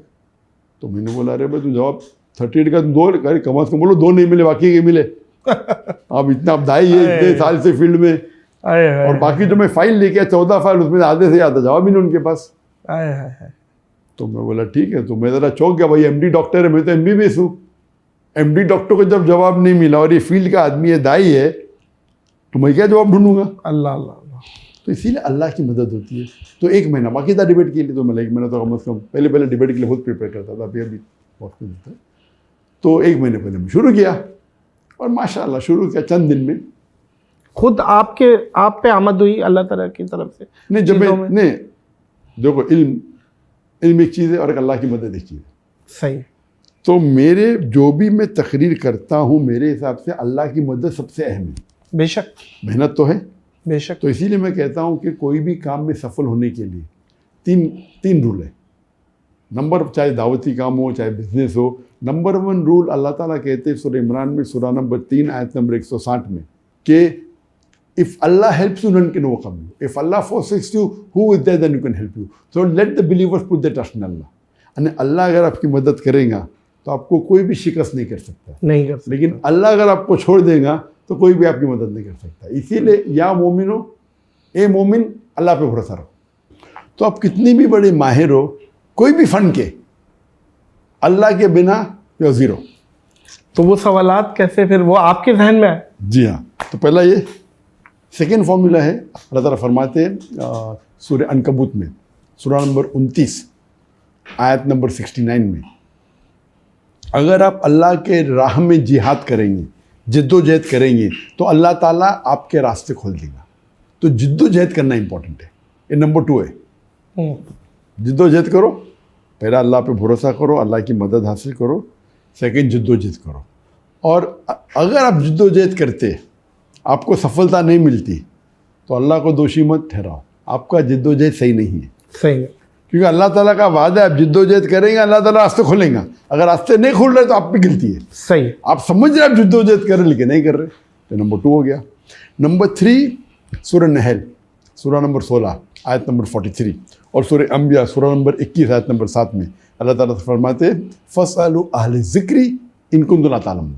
अगर आप नहीं जानते उससे पूछो जो वो फ़न का माहिर है, अहले ज़िक्र से। तो अगर आप साइंस के बारे में जानना चाहते हैं साइंटिस्ट को पूछो, फ़िक़्ह के बारे में जानना चाहते हो फ़क़ीह को पूछो। तो आस्क एन एक्सपर्ट, चाहे वो एक्सपर्ट नॉन मुस्लिम हो। तो नंबर 1 अल्लाह की मदद हासिल करने के लिए आपको जो भी अल्लाह के अहकामात है कुरान में उसमें करना चाहिए, उसके बाद जिद्दोजहद करना चाहिए, उसके बाद एक्सपर्ट को पूछना चाहिए। तो जब मैंने ये क्वेश्चंस पढ़ा और तहकीक करने लगा तो अल्हम्दुलिल्लाह चंद दिनों में मुझे जवाब आ मिल गया। गया। लेकिन फिर वो जो 14 फाइल मैंने डाउनलोड किया था, क्योंकि मुझे तो टॉपिक है Quran and the Bible in the light of science. Topic is not William Campbell's book. अगर विलियम कैम्बल की बुक की टॉपिक होती थी तो ख़त्म, मैंने पूरी बुक पढ़ लिया, उसका जवाब है, तो प्रॉब्लम ही नहीं। वो कुछ भी पूछ सकता है, वो नई चीज़ लेके आ सकता है इंटरनेट से। और आज की तारीख में जब से इंटरनेट शुरू हुआ 1990s के एंडिंग के बाद, इस्लाम को अटैक करना बहुत आसान हो गया। आप जाओ कोई भी वेबसाइट के ऊपर, एंटी इस्लाम की वेबसाइट पर डाउनलोड करो, आपको सैकड़ों अटैक्स मिलेंगे। चाहे कुरान के अंदर अरबी गलतियाँ निकालेंगे, है तो नहीं अल्हम्दुलिल्लाह, साइंटिफिक गलतियाँ निकलेंगी, कॉन्ट्रडिक्शन दिखेंगे। अगर आपको डिबेटिंग का फंड नहीं है तो आप जवाब ही नहीं दे पाएंगे। आप बहुत बड़ा आलिम होंगे लेकिन डिबेटिंग अलग फन है। सही है, एग्री। तो डिबेटिंग के लिए इल्म की ज़रूरी है, लेकिन more important is that you should know how to have debating skills. तो जहाँ तक ये विलियम कैम्बल की किताब का सवाल था, वो तो अल्हम्दुलिल्लाह 4-5 दिन में प्रॉब्लम सॉल्व हो गया। लेकिन वो जो 14 फाइल डाउनलोड किया था मैंने अटैकिंग इस्लाम, उसके आंसर ढूंढने में तो वक्त लग गया। माशाअल्लाह विलियम कैम्बल ने अपने बुक के बाहर एक कदम रखा नहीं, वो समझा बुक उसकी अल्टीमेट थी। 8 साल तक कोई जवाब नहीं दिया, ये आके क्या जवाब देंगे। तो मेरा तो जवाब तो पूरा तैयार था। माशाल्लाह। वक्त की किल्लत थी, तो वक्त की किल्लत तो डिसाइड डॉक्टर साहब कि कौन जीता ये आवाम कर रही होती है, आवाम देखने वाला, तालियां देखने वाले, देखने वाला कि भाई ये है। तो उनके तरफ से एक चेयरमैन था, हमारी तरफ से एक चेयरमैन था। ऐसा तो नहीं है कि क्रिश्चियनिटी ने बोला हो कि विलियम कैम्बल जीता? मुझे लगता नहीं कोई बोल सकता। खुद ही जब शिकस्त मान ली स्टेज पे, अच्छा, खुद मान ली? खुद ही उन्होंने मान ली। बोले डॉक्टर साहब का लेक्चर सुनने के बाद मुझे बाइबल वापस से पढ़ने पड़ेगा। उसका जो गोरा चेहरा लाल हो गया था, ये शिकस्त है। तो उसने तो शिकस्त मान ली। 100%। तो कोई ऑडियंस में अगर बोला फिर भी विलियम कैम्बल जीता तो वो बेवकूफ इंसान। हाँ नहीं, ये तो फिर क्लियर हो तो गई। एक होता है नॉकआउट पंच, नॉकआउट पंच। एक होता है विनिंग विद पॉइंट्स, एक होता है यूनानिमस डिसीजन, एक होता है नॉकआउट पंच। तो ये डिबेट तो एक होता है उल्टा करके मिर्चों की धुनी देना। आपने वो किया है। तो काफी लोग को ये बोले, अरे डॉक्टर साहब ने क्या ना बेचारे को, वो ज़ईफ़ इंसान को बहुत मारा। तो मैं बोला अरे ज़ईफ़ इंसान तो इस्लाम के खिलाफ। तो ऐसे कमेंट सुनने मिले, अरे जरा तो लिहाज करना था। नहीं, लिहाज करना था। 8 साल तक के PhD मिले उसको, अरबी ज़बान जानता था। ओ, आप समझे ना? जी जी। तो लेकिन वो देखेंगे आप चेहरा उसका, गोरा चेहरा एकदम, स्टार्टिंग में तो आ गया एकदम मुंह लटक गया उसका, एकदम लाल हो गया। आप देखेंगे डिफरेंस ना। तो अल्हम्दुलिल्लाह अल्लाह। उसी तरीके से आप देखेंगे जब नॉनवेज डिबेट में इंडियन वेजिटेरियन कांग्रेस का प्रेसिडेंट जवेरी, अच्छा, बोलता है I have to go, I have an appointment. अरे डिबेट चल रहा है, प्लानिंग हो गई, तुमने मुझे चैलेंज किया टाइमिंग फर्स्ट दे, अभी डिबेट खत्म ना, मुझे जाने का मेरा अपॉइंटमेंट है, अभी क्या हो सकता है इसका। वही भागना। तो ये तो एकदम डिबेट है, वो मुझे चैलेंज कर रहा है, बोलता मैं मेरे ऑडियंस लेवल है, क्या हुआ है, ये टाइमिंग सेट हो गई पूरी, अभी बाकी 1 घंटा, आप बोलते अपॉइंटमेंट है, और उसका चेयर, हर डिबेट में 2 चेयरमैन होते हैं, उसके तरफ से मेरी तरफ से, तो उसका चेयरमैन जो था एक सुप्रीम कोर्ट का लॉयर था, सुप्रीम कोर्ट का लॉयर। तो डिबेट के बाद मैं उनको फ़ोन किया, हो गई, दोस्ती हो गई थी, तो क्या मुझे बोलता है उनका, doctor Zakir, your first sentence of your lecture when you said that if you prove an apple is better than a mango, it doesn't mean apple is prohibited. You slaughtered him. You won the debate in 1 sentence. your debate का topic था, is non-veg food prohibited or permitted? वाह वाह। ये नहीं था कि non-veg better है का veg better है, टॉपिक था is non-veg prohibited or prohibited. तो वो पूरे डिबेट में प्रूव करा vegetarian is better, vegetarian is better, और टॉपिक ये नहीं था विच इज बेटर, टॉपिक था is non-veg prohibited for a human being. तो मैंने शुरू किया कि if you prove apple is better than a mango, that doesn't mean that mango is prohibited. Yes. तो वो लॉयर, उसका लॉयर, उसने कहा यही एक जुमला खत्म कर दिया। और मैंने बोला 1 sentence I won the debate. Yes, but फिर भी मैं टाइम तो है भाई, फिर अपन ये नॉकआउट पॉइंट दे रहे थे। पूरी खाल उतारनी है। डॉक्टर साहब, माँ को अपनी सारी औलादें अच्छी लगती हैं, आपकी ऑल टाइम फेवरेट स्पीच जितनी भी हुई हैं, उसमें अगर आपसे मैं पूछूं कि आपकी फेवरेट स्पीच एक बता दें कि यार ये फेवरेट है, वो कौन सी? फेवरेट स्पीच मेरी स्पीच? यस, आपकी जितनी भी की। एक डिबेट के अंदर, डिबेट में देखिए तो जो यूनिक होता है, विलियम कैम्पबेल और श्री रविशंकर, ये दो डिबेट के अंदर अपने अलग अलग लेवल के दो, इन terms of value, in terms of talk. Of course मेरा सबसे longest speech is the Quran God जो मलेशिया में थी, जो सबसे लॉन्गेस्ट प्रोग्राम था, 6.5 घंटे का कंटिन्यूस लॉन्ग स्टॉप। अच्छा, 2.5 आवर्स का लेक्चर था, सबसे बड़ा लेक्चर मेरी जिंदगी पब्लिक में जो दिया मैंने, और क्वेश्चन आंसर 4 घंटे के ऊपर था। तो उसके अंदर of course it was a long speech and with variety थी। तो हर स्पीच के अलग अलग फ़ायदे हैं। तो डिबेट में जैसा मैंने कहा कि विलियम कैम्पबेल और श्री रविशंकर की अपनी अपनी इंपॉर्टेंस है। बाद में स्पीच में अगर आप देखेंगे दावती मैदान में तो दावा डिस्ट्रक्शन है, दावती मैदान में मुसलमान को इंस्पायर करना कि दाई बनो, वो दावा डिस्ट्रक्शन है। लेकिन in terms of content wise एक स्पीच है concept of God in major world religion, जिसके अंदर मैंने जिक्र किया हिंदुइज्म का, क्रिश्चियनिटी का, जुडाइज्म का, सिखिज्म का, पारसीइज्म का। तो उसमें वैरायटी बहुत है, और उसमें तकरीबन मोर देन 150 to 175। एक सवाल और आ रहा है कि जितनी भी किताबें हैं डिफरेंट रिलीजन की, उनमें सबसे मुश्किल आपको कौन सी लगी कि यार ये मुश्किल है समझने में, या उनके जो भी रेफरेंसेस निकालने में कि यार ये डिफ़िकल्ट है?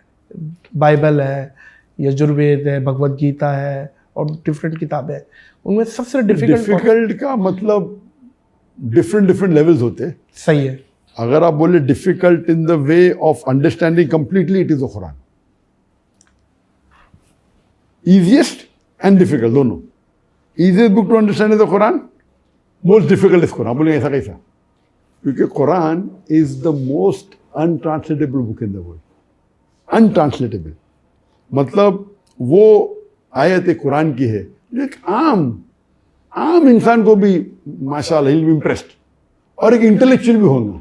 तो एक कुरान की आयत के मल्टीपल मीनिंग्स है। वो एक ऐसी वाहिद किताब है कि आप जितने बार पढ़ेंगे उतने बार आप अच्छा पढ़ेंगे। पहली बार पढ़ेंगे पसंद आएंगे, दूसरी बार और पसंद आएंगे, तीसरी बार 100 बार। और तो बहुत डिफिकल्ट क्यों? जो किताब को आप 1-2 बार पढ़िए और आपको और इन्फॉर्मेशन नहीं मिलेंगे तो आप वापस पढ़ेंगे नहीं। उसका मतलब सबसे ईजीएस्ट भी है, सबसे डिफिकल्ट भी। क्यों? आप 100 बार पढ़ो और इन्फॉर्मेशन मिलेंगे आपको। ऐसी कोई भी किताब दुनिया में ना आप 4 बार 5 बार पढ़ो, उसके बाद फायदा ही क्या पढ़ के?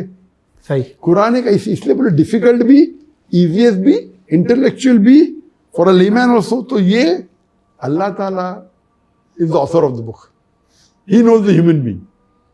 बाकी सब किताब इज ह्यूमन वर्क। वो शुरू होगी स्टार्टिंग में there was a girl and boy, और पूरी स्टोरी टाइप होगी कंटिन्यूस, समझे? बचपन में हुआ, बड़ा हुआ, हीरो हीरोइन थी। Quran is the word of Allah सुब्हानहू व तआला। बेशक।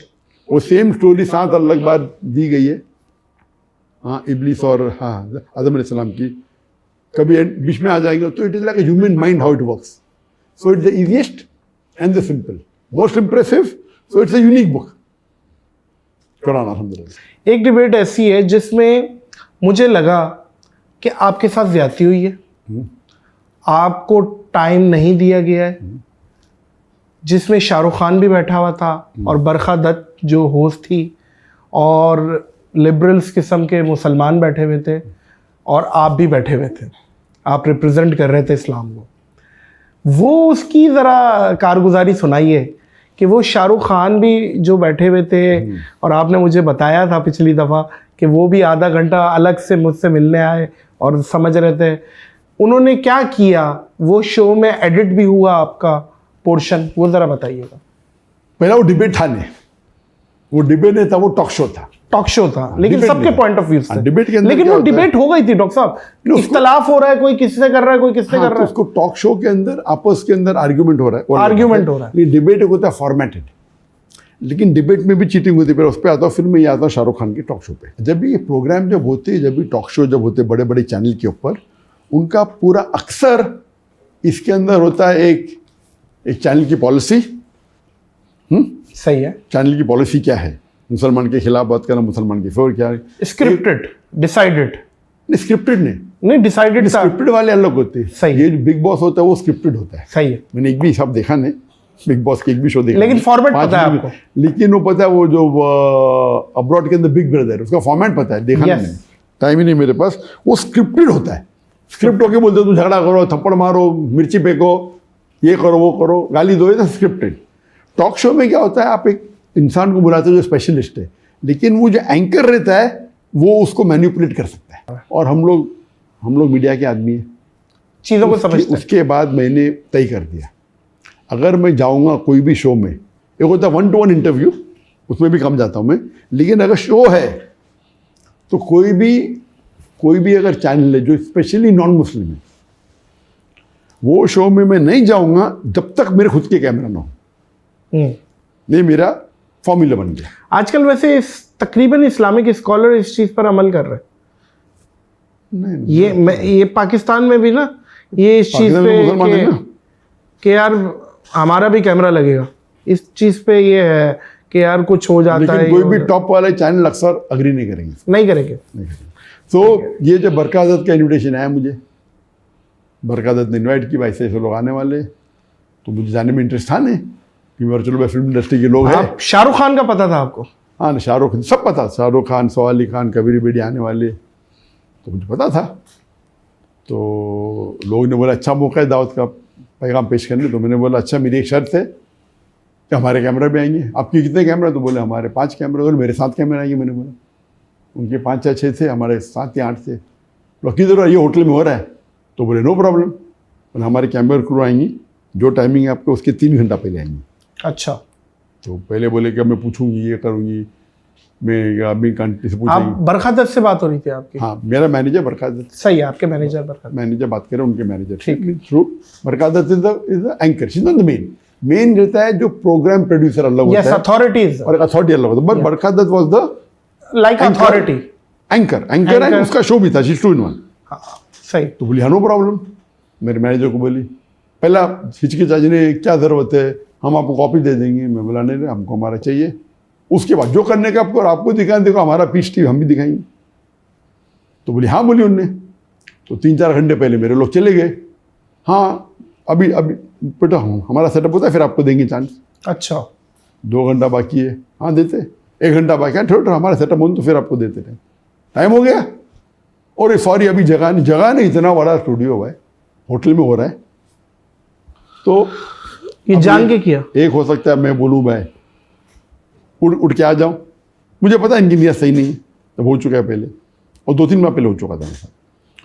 तो बोला ये मेरा वादा है कि मैं तुमको अनएडिटेड दूंगी, इमीडिएटली जब प्रोग्राम खत्म होगा तुमको दे दूंगी, अनएडिटेड। ये बोला? कॉपी करके। हाँ, आपको क्या ज़रूरत, हमारा ठीक है, हमारे कैमरा उनसे बेहतर थे।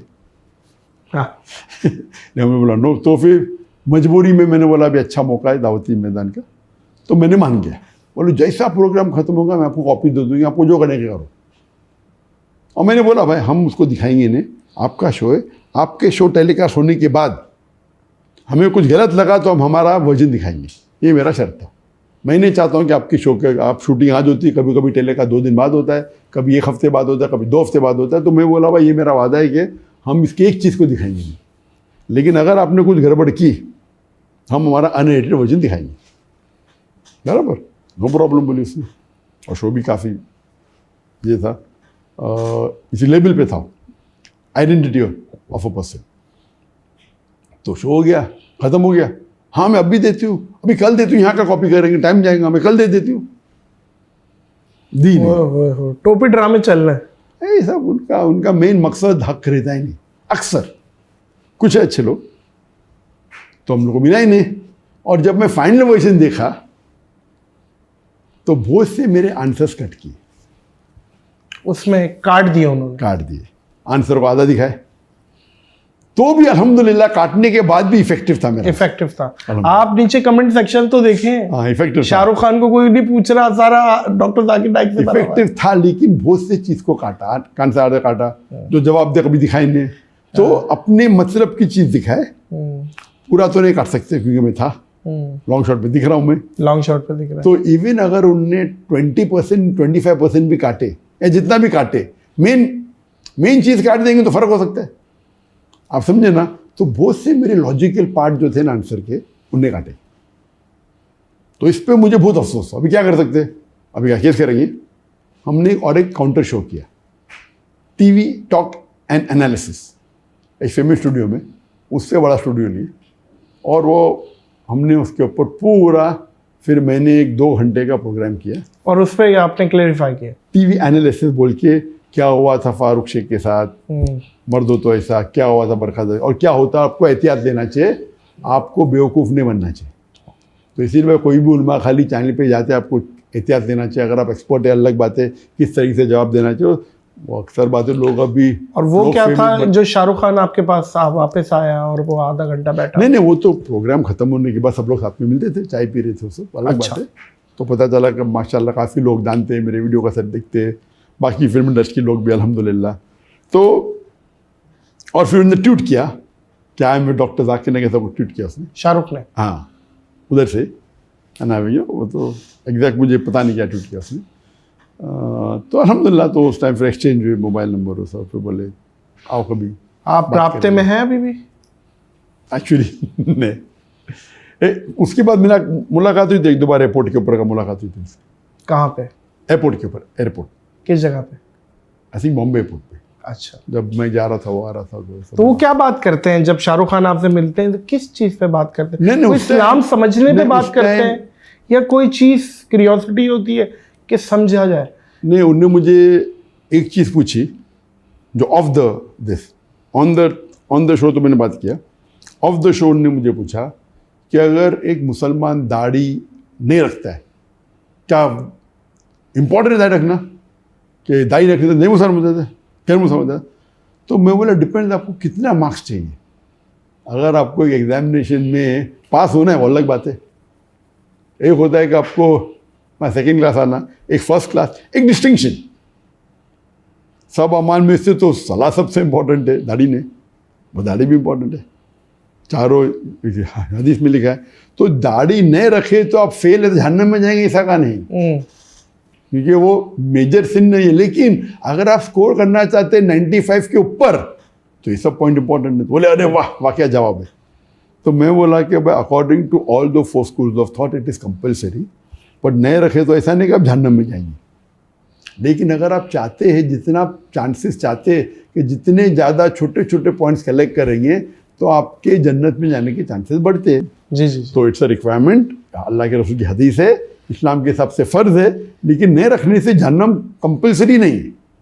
तो वो उसका समझ है। हाँ, तो बोला ठीक है, इसको पॉइंट्स मिलने पे डिपेंड होता है। हाँ, क्या शिर्क है? मैं बोला शिर्क, नंबर 1 शिर्क। तो उस बात पे काफ़ी गुफ्तगू हुई, समझे ना। और we can come to my house and, तो अल्हम्दुलिल्लाह। तो ऐसे मौके कई मिलते हैं जो फिल्म इंडस्ट्री से चाहे बात करने मिले या होता है, अल्हम्दुलिल्लाह। नहीं बिल्कुल डॉक्टर साहब, ये बहुत बड़ी बात है क्योंकि इन लोगों की इन्फ्लुएंस है। नीचे तक है। अगर कोई चीज़ अमल शाहरुख खान करेगा और आपकी वजह से करेगा, आपको तो यकीनन इस चीज़ का अल्लाह सवाब देगा, लेकिन शाहरुख खान की इन्फ्लुएंस इतनी है कि लोग भी करेंगे नीचे। बहुत ज़्यादा माशाल्लाह, फॉलोइंग इज हाई माशाल्लाह। अच्छा डॉक्टर साहब, जब मैं आपके पास आ रहा था, कुछ मोस्ट आस्क्ड क्वेश्चन थे लोगों के, अगर आप इजाज़त दें, क्योंकि कुछ कंट्रोवर्शियल भी हैं कि मैं चाहता हूं कि ज़रा कुछ क्लेरिफाई भी कर दें। सबसे पहले यजीद के मसले पे मैं लाना चाह रहा हूं आपको कि इस पे बहुत डिस्कस हुआ और आपका भी क्लिप आया कि शिया हजरात मेरे फ़ैन और मुझसे बड़ी मोहब्बत करते थे, लेकिन वो गिला करना शुरू हो गए, नाराज़ होना शुरू हो गए मुझसे कि ये क्या कह दिया आपने। तो ये ज़रा क्लेरिफाई करें, आपने 2 शहजादों की जंग कहा, करबला को और यजीद, इसमें क्या था आपका या क्या मकसद है, ये ज़रा क्लेरिफाई करें इस चीज़ को। एक चीज़ समझ लो कि दाई का एक मकसद होता है कि जहाँ तक के अपनी मेन दावती मैदान है उस पर फोकस करें। जो चीज़ मेन नहीं है, एंसिलरी है, मतलब दूसरे कोई टॉपिक पे है, मिसाल के तौर पे पॉलिटिक्स की, वो सही है गलत है, कोई भी कंट्रोवर्सी पे लेके अपने मेन फोकस से हटना नहीं चाहिए। सही। लेकिन लेक्चर में मैं कोशिश करता हूँ वो हक की बात सही या गलत वो बाजू में, उससे अगर दावती मैदान में कोई फ़ायदा नहीं होता तो उसको अपने टॉपिक पे मत लेके आओ। आप समझे? वो टॉपिक पे जिस पे डिस्कस करके अपना मेन मुद्दा जो है दावती मैदान का, उससे नुकसान के ज़्यादा चांसेस है तो उसको जिक्र ही नहीं करना चाहिए। आप समझे? ये रूल है। लेकिन उस वक्त क्वेश्चन आंसर पे कोई क्वेश्चन पूछ लेता है, वो एक तकरीर ख़त्म होने के बाद हमारे पीस कॉन्फ्रेंस में एक हिंदू ने कोई सवाल पूछा और सवाल पूछते पूछते इस्लाम को प्रेस करने के तरीके में उसके बारे में कह दिया। तो ये जो कंट्रोवर्सी थी उसका जवाब तो पूरा मैंने मुकम्मल दे चुका है और कंट्रोवर्सी ख़त्म हो गई। अगर वन लाइनर इसको अब ये वापस से लेके आएंगे, मैं जवाब फिर से दूंगा तो कुछ फ़ायदा नहीं। इसका फ़ायदा ये है जिससे नहीं, इसका फ़ायदा क्या है? जी जी, इसका क्या फ़ायदा क्या है? क्यों आपको देखना चाहिए। मिसाल के तौर पे कौन मुझे पूछता है कि ये साइंस के बारे में, मैं डॉक्टर हूँ, एक साइंस के बारे में कोई क्वेश्चन है, एग्जाम्पल जिससे कोई ज़्यादा फ़ायदा नहीं है, लेकिन फॉर एग्जाम्पल ये कोविड था, ये एक्चुअल था कि बैकअप था, जो भी है, उससे मेरे दावती मैदान से लेना देना क्या है? एक ग्रुप मानती है Covid was planned by China, एक ग्रुप मानती है Covid was planned by USA, एक बोलती क्या ये नेचुरल फिनोमेना। तो जो मेरे दावती मैदान से, और मैं डॉक्टर हूँ और मैं जानता भी हूँ जवाब, मैं दे के मैं डिवाइड क्यों करूँ? तो ये हिकमत है। कुरान की आयत है सूरह नहल में सूरह नंबर 16 आयत नंबर 125, उदु इला सबील रब्बिका बिल हिकमा व मौइज़तिल हसना वजअज़ बिल्लती Ahsan, invite all to the way of thy Lord with wisdom and beautiful preaching and argue with them and reason with them in the ways the best most gracious। अभी ये मुद्दा आ गया, ये मुद्दा को पूरा जवाब दिया, हर एक को जवाब दिया, ये ख़त्म हो गया। अभी 2007 का काम था। हाँ, अभी आप पूछे 17 साल बाद, मैं बेवकूफ़ जवाब दूंगा आप इससे, आपको देखने का यूट्यूब पे मिल जाएंगे आपको। जरूरी का नादिर अली से सुने, सही मैं जवाब फिर से दे सकता हूँ। एग्री। ये बेवकूफ़ी है क्योंकि वो मुद्दा ख़त्म हो गया। अभी it is not at all dealing with anything of the main pillars of Islam. सही। अभी फिर से नई कॉन्ट्रोवर्सी, अभी बहुत से शिया मेरे फैन हैं, आप क्यों उनको मेरे से दूर लेके आना चाहते हैं? अल्लाह ना करे। मैं तो लोग क्या होता है, आपका शो ज़्यादा देखेंगे, मुझे मैं शो देखने में मुझे फिक्र ही नहीं, अल्लाह ने इतनी दिया है जी, मुझे फिक्र है कि आखिरत में कब मिलेगा। तो you as a Muslim also should see to it कि आप अगर शो कर रहे तो आपको सवाब कम ही ज़्यादा मिलेगा। अगर मुझे यहाँ मेरी व्यूअरशिप 1 मिलियन बढ़ जाएंगी लेकिन आखिरत के अंदर 1 मिलियन पॉइंट कम होंगे तो आप आखिरत क्या फिक्र? बेशक वो देखिए, जवाब तो मैं दे सकता हूँ, मैं कितने डरता भी नहीं माशाल्लाह, बराबर ना। लेकिन ये it's a issue which is finish answered. मेरी नीयत यही थी डॉक्टर साहब कि इस चीज़ को आप कोई वन लाइनर जवाब दें तो मैं भी वो एक ज़रिया बनूँ आपका। और वन लाइनर जवाब है कि कुरान में शिया सुन्नी जैसा वर्ड ही नहीं है। कुरान की आयत है सूरह इमरान की सूरह नंबर 3 आयत नंबर 103, वातसिमू बिहब्लिल्लाहि जमीअन वला तफरकू, hold strongly to the rope of Allah and be not divided. अल्लाह की रस्सी को मजबूती से पकड़ो और आपस में मत बंटो। अल्लाह की रस्सी कुरान हदीस है। तो मेरा मकसद रहा है कि जितनी भी मुसलमान में फ़िरके हैं, कोई फ़िरके में काफ़ी करीब है, कोई दूर है, कोई कुरान हदीस से दूर है। सब मुसलमान को जुड़ना चाहिए कुरान और हदीस में, ये बेस्ट है। और जितने फ़िरके हैं उसको आप आग नहीं लगाना चाहिए। इसीलिए आप पूछेंगे मैं कौन हूँ, मैं बोलूँगा मुस्लिम हूँ। मैं क्यों कौन हूँ? मैं शाफी हूँ, हम्बली हूँ, मलकी हूँ, शिया हूँ, सुन्नी हूँ, हम्बली हूँ, क्या है जमात इस्लाम? क़ाला इन्ननी मिनल मुस्लिमीन। अल्लाह कहते हैं कुरान में अपने आप को मुस्लिम कहो, कई बार है, 10 बार से ज़्यादा। कुरान में कहा नहीं कि अपने आप को सलफ़ी कहो या अपने आप को बरेलवी कहो या देवबंदी कहो, या हम अल्लाह के रसूल को मानते हैं, मुसलमान। इसीलिए we go and meet everyone. हम जितने भी मुसलमान इस्लाम में फ़िरके नहीं होना चाहिए, बट है, मैं सब लोग से मिलता हूँ, कॉमनलिटी पे आता हूँ। ताला विला कलिमतुन सवाइम, जो कॉमन है उसके ऊपर करेंगे। आप कुरान कॉमन है, अल्लाह कॉमन है, रसूल कॉमन, उन पर बात करेंगे। जो चीज़ डिफरेंट है ठीक है। हम क्या करते हैं, जो 10% डिफरेंस है उसके ऊपर लेक्चर ही देते रहते हैं। मैं वो तो 90% कॉमन है, 80% कॉमन, उस पर बात करें। बिल्कुल सही है, बिल्कुल सही है। अच्छा, कुछ 2-3 सवालात हैं डॉक्टर साहब, वो मैं चाह रहा हूँ ज़रा शॉर्टली अगर आप उसके, क्योंकि एक पूरी म्यूज़िक फर्टर्निटी मेरे साथ बैठी हुई थी, उन्होंने कहा यार डॉक्टर साहब से सिर्फ ये पूछ लो म्यूज़िक हलाल है या नहीं। इस चीज़ का अगर आसानी से ज़रा कोई। म्यूज़िक जो जनरल म्यूज़िक है, इंस्ट्रूमेंट है, एक्सेप्ट फॉर डफ, वन साइडेड डफ, उसको छोड़ के बाकी म्यूज़िकल इंस्ट्रूमेंट्स हराम है इन शॉर्ट। उसके ऊपर काफ़ी तकरीर है मेरे। तो अगर आपको इम्पैक्ट देना है, फॉर एग्जांपल हमारे पीस टीवी पे म्यूज़िकल इंस्ट्रूमेंट्स नहीं होते, सही है, लेकिन म्यूज़िक के बहुत से फ़ायदे, बहुत से नुकसान भी है, उसके ऊपर डिस्कस मैंने किया। बिल्कुल ठीक है। लेकिन अगर आपको इम्पैक्ट करने का है तो आप एक शरिया कंप्लाइंट साउंड इफेक्ट्स कर सकते हैं। Sharia compliant sound effect means we can use your voice, हलाल है। You can take natural sounds like thunder, like raining, like wind. तो इसकी पूरी एक लाइब्रेरी आती है। तो हमारे पीस टीवी में we have made lot of sound effects which are halal. तो music per se is haram, musical instrument, musical instrument except for one sided daf. डफ के अलावा सब हराम है। गिटार हो, फ्लूट हो, पियानो हो, ये सब इंस्ट्रूमेंट्स, उसमें कई हदीस है। अक्सर मेरा समूह में जस्टिफाई, बट सही हदीस से काफ़ी साबित है कि द टाइम विल कम जिसके अंदर alcohol, gambling, music, people will make it हलाल। तो अल्कोहल, गैमलिंग, म्यूजिक पीपल ने हलाल, तो वो हदीस से कई साबित होता है कि even alcohol, gambling and music will be हलाल। तो इससे साबित होता है कि एंड ऑफ टाइम आएगा, और कई हदीस है। तो म्यूज़िक पर से एक्सेप्ट फॉर वन साइडेड डफ, जो अल्लाह के रसूल ने कहा कि अगर ईद का मौका है या वेडिंग है उसमें कोई डफ प्ले करता है, सो नो प्रॉब्लम, अल्लाह के रसूल ने। अच्छा डॉक्टर साहब, आपकी खबीब से भी अभी मुलाकात हुई थी। किससे? Khabib boxer. हाँ जी हाँ। तो वो थोड़ा सा कुछ शेयर करेंगे, उसमें क्या बात हुई या उसने आपसे क्या बात की? खबीब नबी का तो वो बॉक्सर ने, वो UFC fighter, mix martial arts. अच्छा, मिक्स मार्शल आर्ट्स। बॉक्सर अलग होता है, सही है, सही है। मिक्स मार्शल आर्ट्स अलग होता है, सही है। तो यूएफसी का फाइटर है। हाँ, अल्हम्दुलिल्लाह, वो रशिया से है अल्हम्दुलिल्लाह। और उनकी मुलाकात सबसे पहले बार मेरी हुई थी दोहा कतर में 2022 में, वर्ल्ड कप के पहले। तो अल्हम्दुलिल्लाह बहुत अच्छी मुलाकात हुई, और मुझे खुशी हुई कि अक्सर जो मुसलमान सेलिब्रिटी होते हैं जी, बहुत कम दीन के करीब होते हैं। सही कह रहे हैं। तो उनसे जब मुलाकात हुई, बाद में उनके फ्रेंड से इस्लाम मखचफ, वो भी माशाल्लाह, तो खुशी हुई कि उनके दीन का काफ़ी इल्म था और दीन के बारे में काफ़ी जज्बा है अल्हम्दुलिल्लाह, और वो दीन के जज्बे से काफ़ी मुतासर हुआ अल्हम्दुलिल्लाह।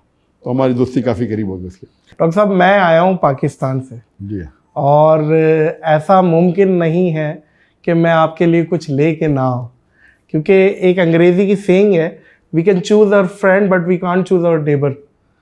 तो पड़ोसी तो बहरहाल हम हैं। तो मैंने सोचा कि आपके लिए क्या लेके जाऊँ, तो खुशबू से अच्छा ऑप्शन मुझे ना मिला, तो ये एक आपके लिए तोहफा लाया हूँ मस्कल महल की जानिब से, नॉन अल्कोहलिक अतर आप यूज़ करते हैं?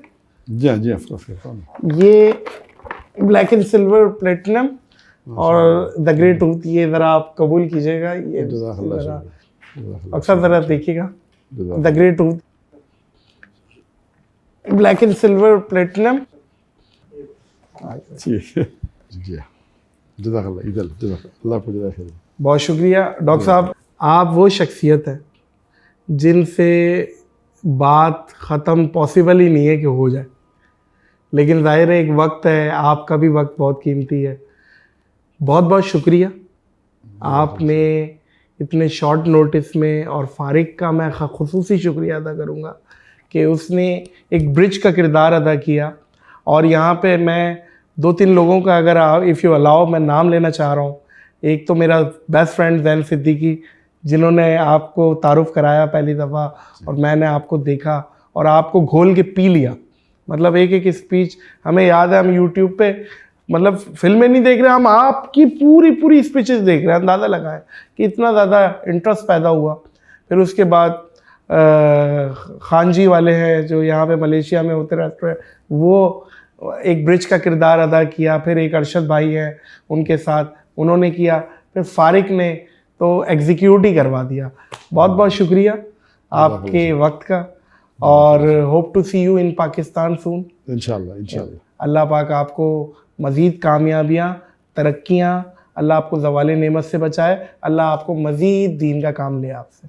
बहुत बहुत शुक्रिया डॉक्टर साहब। मौजूद ख़वातीनो हज़रात, इस पॉडकास्ट को ब्रेक लगाएंगे। डॉक्टर साहब, मैं अच्छी पॉडकास्टों के लिए एक बात कहता हूँ कि ये पॉडकास्ट मैं ख़त्म नहीं कर रहा, पॉज कर रहा हूँ।